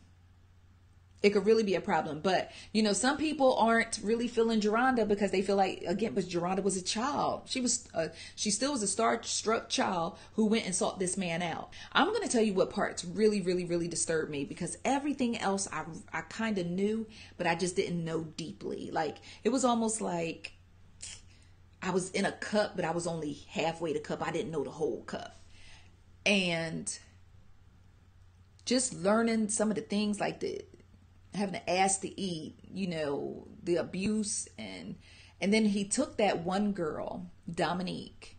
And I say he took her like it was taken, but he ended up coercing this young lady, Dominique, which I think that's the point where I cried with Dominique. So, when Dominique's mother she literally had to coerce and beg her baby to come home, because Dominique was actually scared to leave. When her mom came to the door, she was like, somebody in here. And it was the other young lady in there. I was like, wow. But Dominique's mama is the real mother MVP. She's the MVP. Because they told her, we gonna call the police, and she was like, call them. I'm going to get my daughter. Oh well, when she was walking down that sidewalk with that skirt on and them tennis shoes, I said, yes ma'am. Yes ma'am. I didn't know what was going to happen. I didn't know what to expect. And to see how R. Kelly transformed Dominique from a beautiful young feminine girl to basically a young stud, who is, I guess, Jocelyn's co-partner, co-D, Jocelyn Savage. Like, to see the way he molded her. And then remember a couple months ago where somebody allegedly blasted R. Kelly? It was a boy, when R. Kelly was allegedly trying to fly out some boy to come see him. So I'm like, okay, well, now has this shifted? Because I remember a long, long time ago when a huge, huge music mogul said, after y'all can Google it and find out who I'm talking about, but I'm not going to say it here because I don't want no problems. He said, when you are a famous entertainer, especially, and he was talking about the music business. He said, after a while, you sleep with so many girls, you get bored and you want to try something new. So is Kel's trying something new? Because he literally transformed that beautiful young girl into a stud. Like, and then at first, you know, for her to shook when Dominique opened that door and saw her mama, she looked shook, she looked shocked, she looked stunned. She hugged her, but then she told her mama, like, somebody in here, like, you gotta go. And then she spoke to her mom on the phone, cried like a baby. Then, or I may have it transversed. I can't remember if she called the cops and then told them that it wasn't her mom. I don't know who called the cops, said it wasn't her mom, don't let her back in. But you see the borders that are put up, more walls than Trump. Like the borders that are put up and the barriers that are put between these girls and their families so they can't see them. And so for Dominique's mama, listen, sis, you are a true queen. I am so like, my whole heart go out to you. You are the type of mama that all of us need. You the type of mama all of us need. She was like, nope, call the police. Call the police. Call them. I'm getting my baby. She did not give up. She said, I done come too far and I done got too close to walk away from my baby. And then one time for the hotel manager, because I know he went against a lot of protocol. One time for that hotel manager, because he is also an MVP and he deserves his just due. I know he went against protocol taking that woman up to that room. I know he did. That's why they blurred his face out, because he don't want no problems. But just thank you, sir. Thank you. Because y'all, this was just in May of last year. Like this not no 3, 4, 10 years ago. May, like May, that woman went and got her baby. May. Now, Jocelyn Savage, I don't know how that's going to turn out or where that's going to go or how that's going to be. But Azriel, her parents, y'all ain't shit. Azriel's parents ain't shit. And I'm sorry that y'all that I'm cussing. I sincerely apologize, but this is just how I feel deep down in my soul. And I am not reserving any judgment for neither one of them. When y'all sit up on that TV and y'all cried me a river and y'all and a mom falling over into the husband's arms talking about our baby fell in love with it. No. She didn't fall in love with y'all served her up on a platter to that man. When y'all took y'all child to a concert and he called her on stage, I'd have smacked the back of his hand like he stole some money out of my pocket. You ain't pulling my daughter up on no stage. First things first. We gonna dead this bullshit right here. You're not pulling my child up on no stage. And she was only 17 years old. So what y'all doing allowing him to pull your daughter up on stage in the first goddamn place in your presence? Then talking about we had to wait because they go backstage first before they come out. Yeah, dummy. Because you let your child go up there. Dummy. You let your child go up there on that.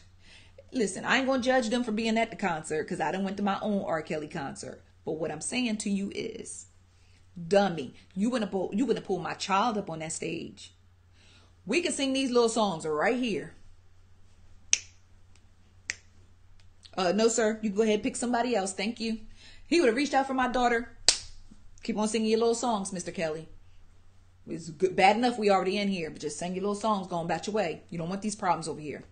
Now your daughter backstage. What it was, they talked about how that child was gifted and how she could sing since she was 5, 6, 7, 8 years old. Y'all thought your daughter was a cash cow. Y'all wanted your daughter to blow up so y'all could live happily ever after and pay off the house. And y'all served that baby up to that man. Y'all served her up to that man. And now I'm supposed to cry for you. You gave her to R. Kelly. Now you're out here throwing rocks at the damn window. You're throwing rocks at the window. Just talk to us. We just want to see you. Really? I hate that happened to you. I hate that it happened to Azriel. I hate that whatever she done got herself caught up in, that she's in it. I hate that for her. But as far as her parents are concerned, y'all did it. Y'all sent that baby to Chicago, south side of Chicago. Y'all sent that baby to Chicago to be with that man, and they're going to send her older sister. Oh, okay. Okay. Yeah, okay. Y'all sent that baby to Chicago to be with that man. Chicago? Why the sister got to go? Why one of y'all can't go and sit there? You know why? Because 9 times out of 10, he probably told her, tell them your sister can come. Because he could easily manipulate the sister. The sister got on the phone and told them something and then called back later to me, oh, I was just kidding. Oh, I was tripping. What? Y'all ran down to that hotel. Then y'all gonna sit up and tell me, well, he was acquitted. So, we had heard about the other things, but, being as though he was acquitted, we thought he was all right. No, you damn didn't. You was like, he acquitted, so now I have an excuse to go ahead and serve my daughter up to him, hoping that we could get a record deal. And now I'm sitting on TV crying, and y'all supposed to rally around and help me get my baby back. Let's be honest. Let's be honest here. Yes, R. Kelly was acquitted. Yes, I still listen to his music. Yes, I was still in the car to Makita, the Nation. Yeah, I went to the concert. But let me tell you what I wouldn't have never, ever, ever, ever done. You wouldn't have ever caught him nowhere near my babies. Never. Not even grown me. Younger me? We're going to pray on that. Grown me? Ain't no way. My babies? Hell no. To the no.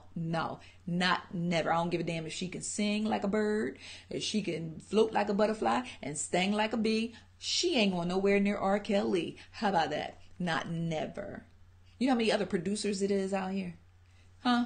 Like, my little cousin got some dope beats. No. You made excuses so that you could go ahead and try to make your daughter popular and blow up and have a music career. And now you getting exactly what you like. And I'm not saying you getting exactly what you deserve, but not Azriel. Azriel don't deserve this. Ain't no telling what Azriel caught up in right now. Ain't no telling what she look like these days. I mean, look at the transformation Dominique went through. We don't even know what Azriel looking like these days. But you standing out here throwing rocks at a window, telling the police officer, I ain't leaving. You left because you sitting on the TV. You left. Let me tell you what Dominique mama would have did. She would have probably threw that rock at that window, and 5 minutes later, she would have been busting through that door. Police just gonna have to get her wherever they get her. But I just, y'all, Azriel parents, jail.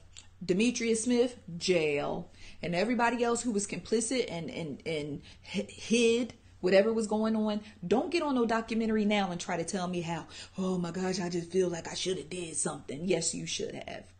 And I would appreciate it if you do something else and get out of my face. Don't talk to me about your regret now. Because see, the difference between all of these adults that was complicit in this BS, they was grown. They were grown. They could get in their cars and walk away. They can walk away and get in their cars and drive away.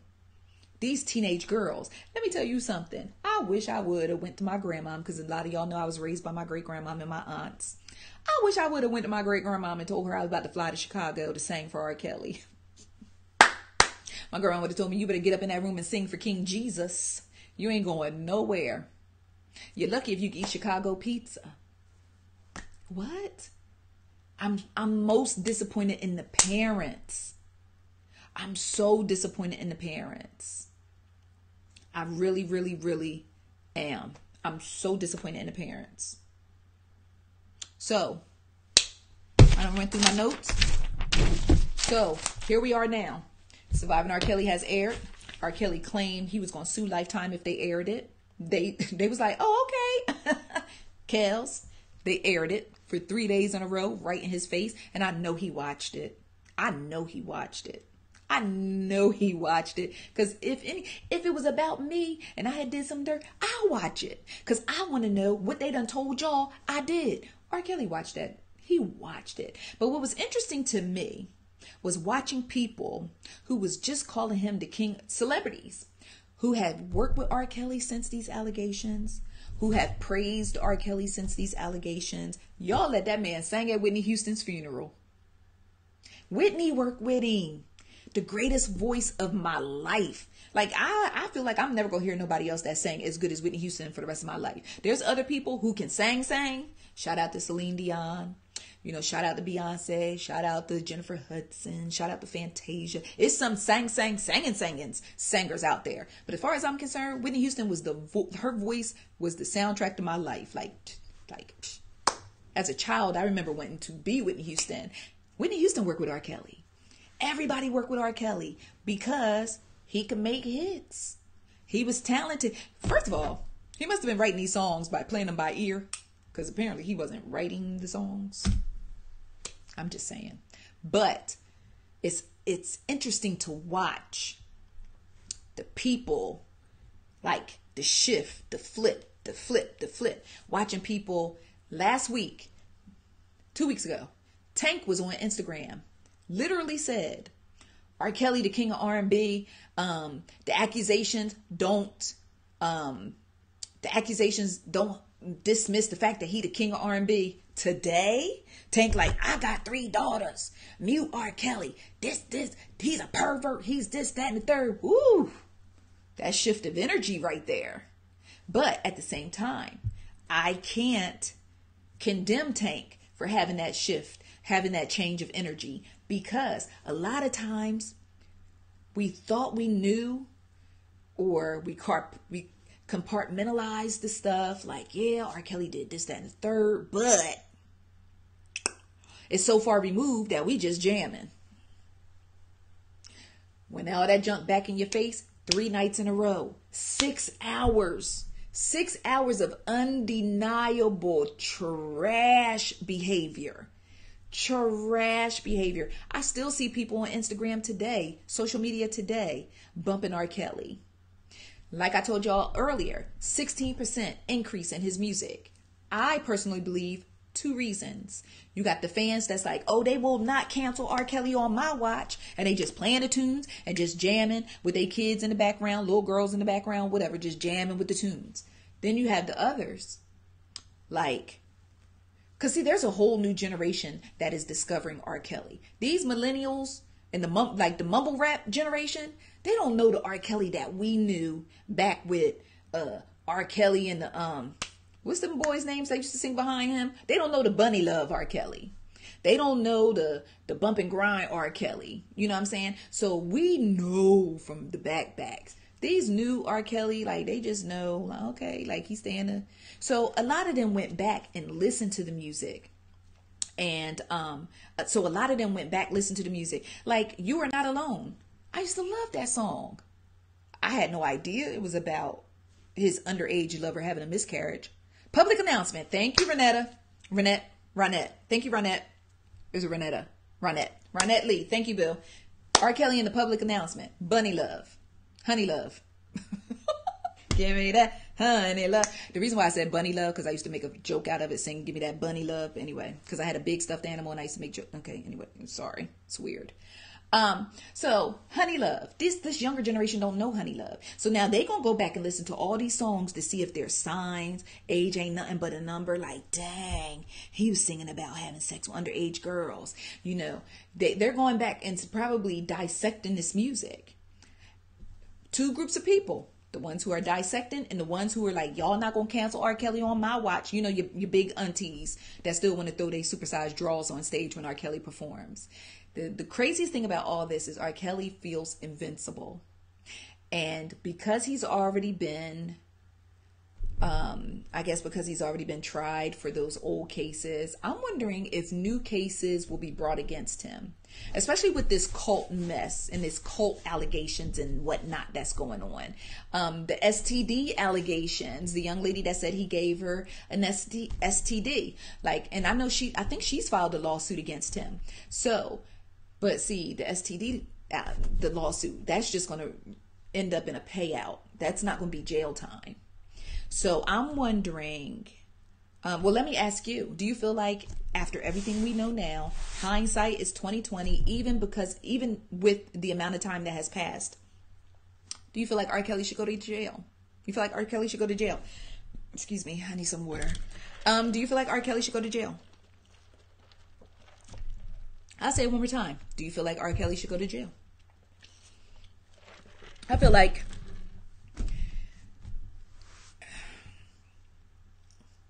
in a perfect world, a lot of people in that documentary should be in jail. But it's like,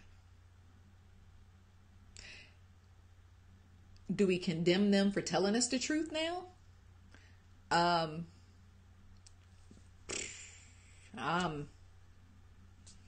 don't know.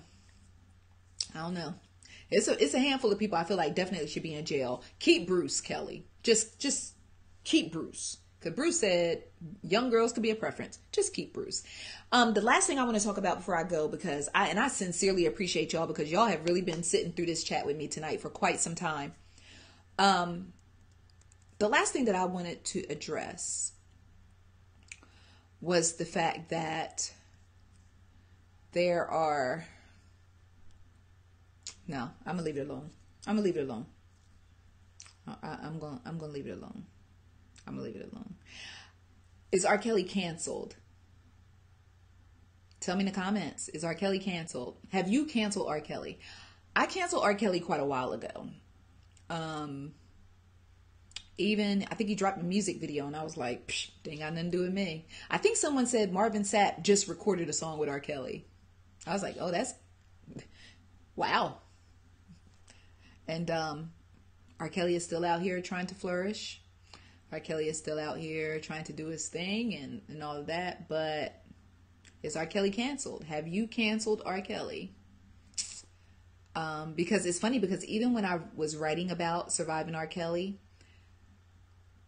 the comments and reactions were scarce. It was almost like people was like, I ain't even touching this. And I was just like, because I was hoping for us to have like a real good deep dialogue about surviving R. Kelly. And I'm so appreciative for everyone who's in this chat tonight and everyone who is commenting and sharing your thoughts with me. And I'm trying to keep eye contact with this camera, so I'm missing a lot of comments, but please trust and believe, if you know how I get down, I'm going to go back through and read every single comment.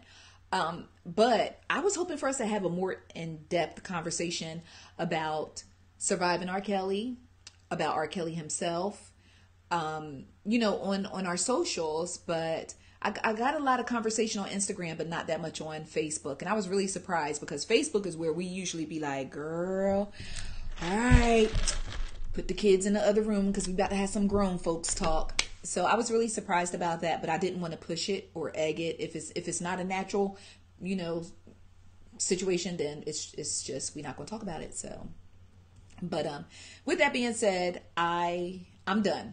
I'm done with R. Kelly. I canceled R. Kelly quite some time ago. Especially when I saw, you know what, R. Kelly, his arrogance about all of this, when he made that video where he was like, they should have did this 30 years ago. Like, woo. When that judgment day really comes, and I'm not talking about us, I'm talking about up here. When that real judgment day come, ooh, it's going to be a time.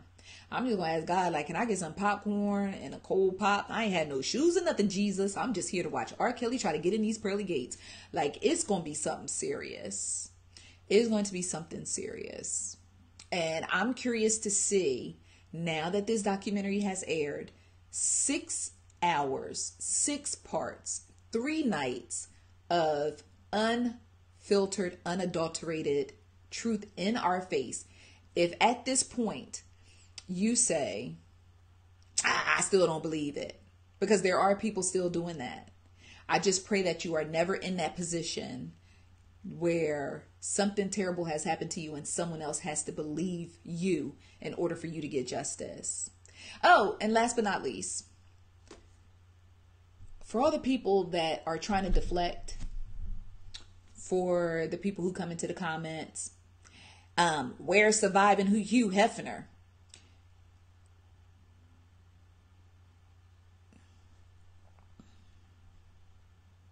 I'm going to need you to stay on task. This conversation is not about Hugh Hefner. This conversation is about R. Kelly. What Hugh Hefner was doing and the way he was living was not directly impacting the young girls in my community. And I'm not dismissing what he was doing, or not saying what he was doing was wrong. Not saying what he was doing wasn't wrong. But what I'm saying is, stay on task. Stop trying to deflect. Stop trying to say, "Ooh, a squirrel." I'm not looking. I'm right here. Right now, we taking care of this R. Kelly business right now. This is where we at. Stop trying to tell, well, what about Weinstein? I'm not, listen, Weinstein got the deal. They dealing with him. Hugh gone. Y'all, why y'all talking about what about Hugh? Cameron, the rapper, spent all his energy last night trying to deflect and trying to, I guess in essence, hold down R. Kelly by saying, he kept saying, Hugh Hefner this, and posting Hugh Hefner with a whole bunch of young girls and his little Playboy bunnies and so on and so forth, this, that, and the other. can we stay on task? I'm not talking about Hugh Hefner. I keep spitting, sorry. I'm not talking about Hugh Hefner. Y'all, well, what about Bill Cosby? We had a conversation about Bill Cosby. We are talking about R. Kelly right now. Can we stay on task and take care of this business? Because this has been something that we put on the back burner for way too long. And now it's time for us to address this. And now it's time for us to handle it accordingly. I am very, very, very interested in seeing how this documentary and what is the word I want to use? The fact that all of this stuff has been brought back to the forefront of our attention in a way that we can't ignore it. Well, some people going to ignore it. Some people just ignore anything unless it directly pertains to them. But what I'm saying is, for those of us who are conscious of what's going on in our community, for those of us who are conscious of what's going on, how will this impact and affect R. Kelly moving forward? Do you think he'll still be able to book concerts? Because if he books the concerts, somebody's auntie gonna go. But will it impact him? The songs are surging, so he's still making money, but the songs are surging for all the wrong reasons. But still, how will it impact R. Kelly? And don't talk to me about what somebody else is doing. Can we stay on task? Can we stay on task until Jocelyn Savage is home, until Azriel is home, until whomever, God knows whoever else is in there is home? Can we stay on task until they're reunited with their families? Azriel, you deserve better parents. I said what I said. You deserve better parents. You deserve better. They failed you, sis. And you had a dream, and they served you up in the effort for you to try to go after your dreams when there were so many other routes. There were so many other routes to get you to your dream. We now live in an age where you could have made a music video, uploaded it to YouTube, and Jermaine Dupri would have called you and signed you like he did Dondria. Your parents failed you, sis. And I just hope nobody else gets got by this. I wonder if R. Kelly had a watch party with them young girls. No, because then that would have woke them up and they would have started calling their parents and trying to go home. It's terrible. But it's just very interesting. And as you all, and feel free to tag Ice Cream Convos. When y'all on Instagram, I think Instagram is the best one because Facebook is hard for me to get your tags. But if you on Instagram and you see something interesting, tag Ice Cream Convos. Ice Cream Convos _ Tag me so I can see, because I am very interested in seeing how other celebrities are going to react to this. Jada Pinkett Smith had questions. Sis wanted to know, why is the music surging? But people came in and explained to her. They dissecting lyrics.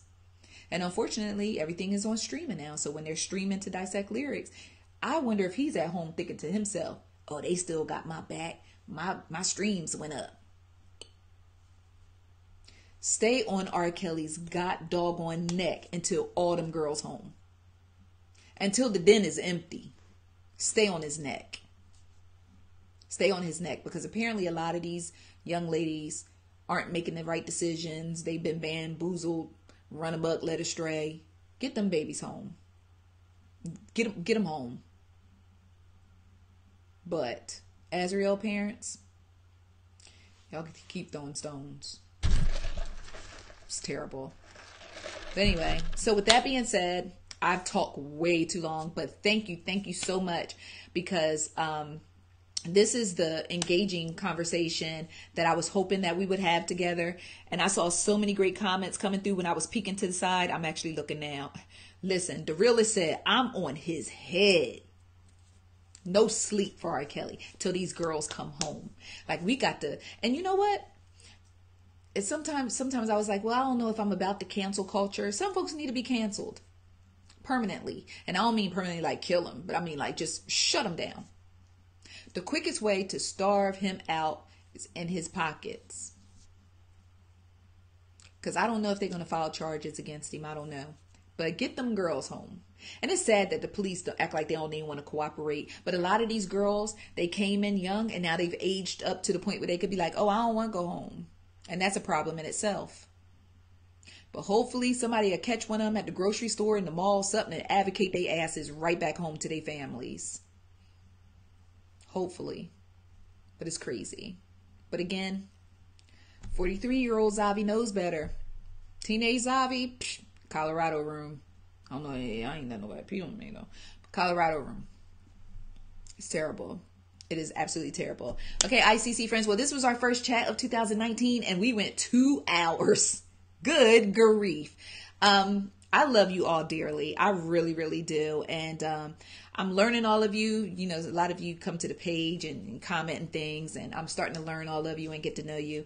I do have my own Instagram, and I do have my own Facebook page if you want to follow me over there. I am Miss Xaviera B on Facebook, and I am Xaviera _ Ice Cream Combos on Instagram.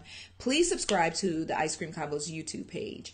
I eventually want to move the Sunday night chats over to YouTube, because YouTube has a lot of different cool features, but I'm just so used to doing it here on Facebook, and that but new year, I got to push myself to try new things, but eventually I'm going to go ahead and move it over there. So just be looking out for information on that, and also subscribe to the Ice Cream Combos mailing list. If you go to the site at the very bottom, it gives you the option to join our mailing list. Every single day I send out an email with all of the top stories on the site. That way you don't miss anything if you're busy, or you know, if you out here making a change in the world, or if you out here throwing rocks at R. Kelly's window because we gonna get Azrael home, you know, it's whatever. So I know a lot of times we're busy, you know, we out here doing some great things, we moving and shaking, and you may not always have time to be on social media when I post these stories. I send out the newsletter once a day, either 4 or 5 o'clock. I think I'm gonna put it back at 4 o'clock.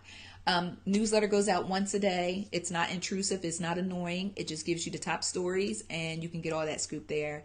I think that's all that I have for you guys. If you shop on Amazon, Ice Cream Combos does have an Amazon storefront. And basically what I've done is I've curated a bunch of different products and things like that I love on Amazon. And you can buy them out of our store. So visit the Ice Cream Combos Amazon store. I will add all the links to all of this stuff in the description, so you ain't got to search or look. But again, I love you all dearly. You are my ICC friends. And feel free to reach out to me. Feel free to connect with me on other social media pages. Talk to me. I will talk back. And that is the difference between me and the others. So thank you all so much. And thank you for spending Sunday night with me talking about these different topics and celebrity news and entertainment. And I'm curious to see what's coming down the lane for us to talk about next week. Okay. So have a great night, and I love you guys, and I'm going to go and finish my food because I keep like looking at my food over there because I'm hungry. But yeah. All right. Have a great night. Bye.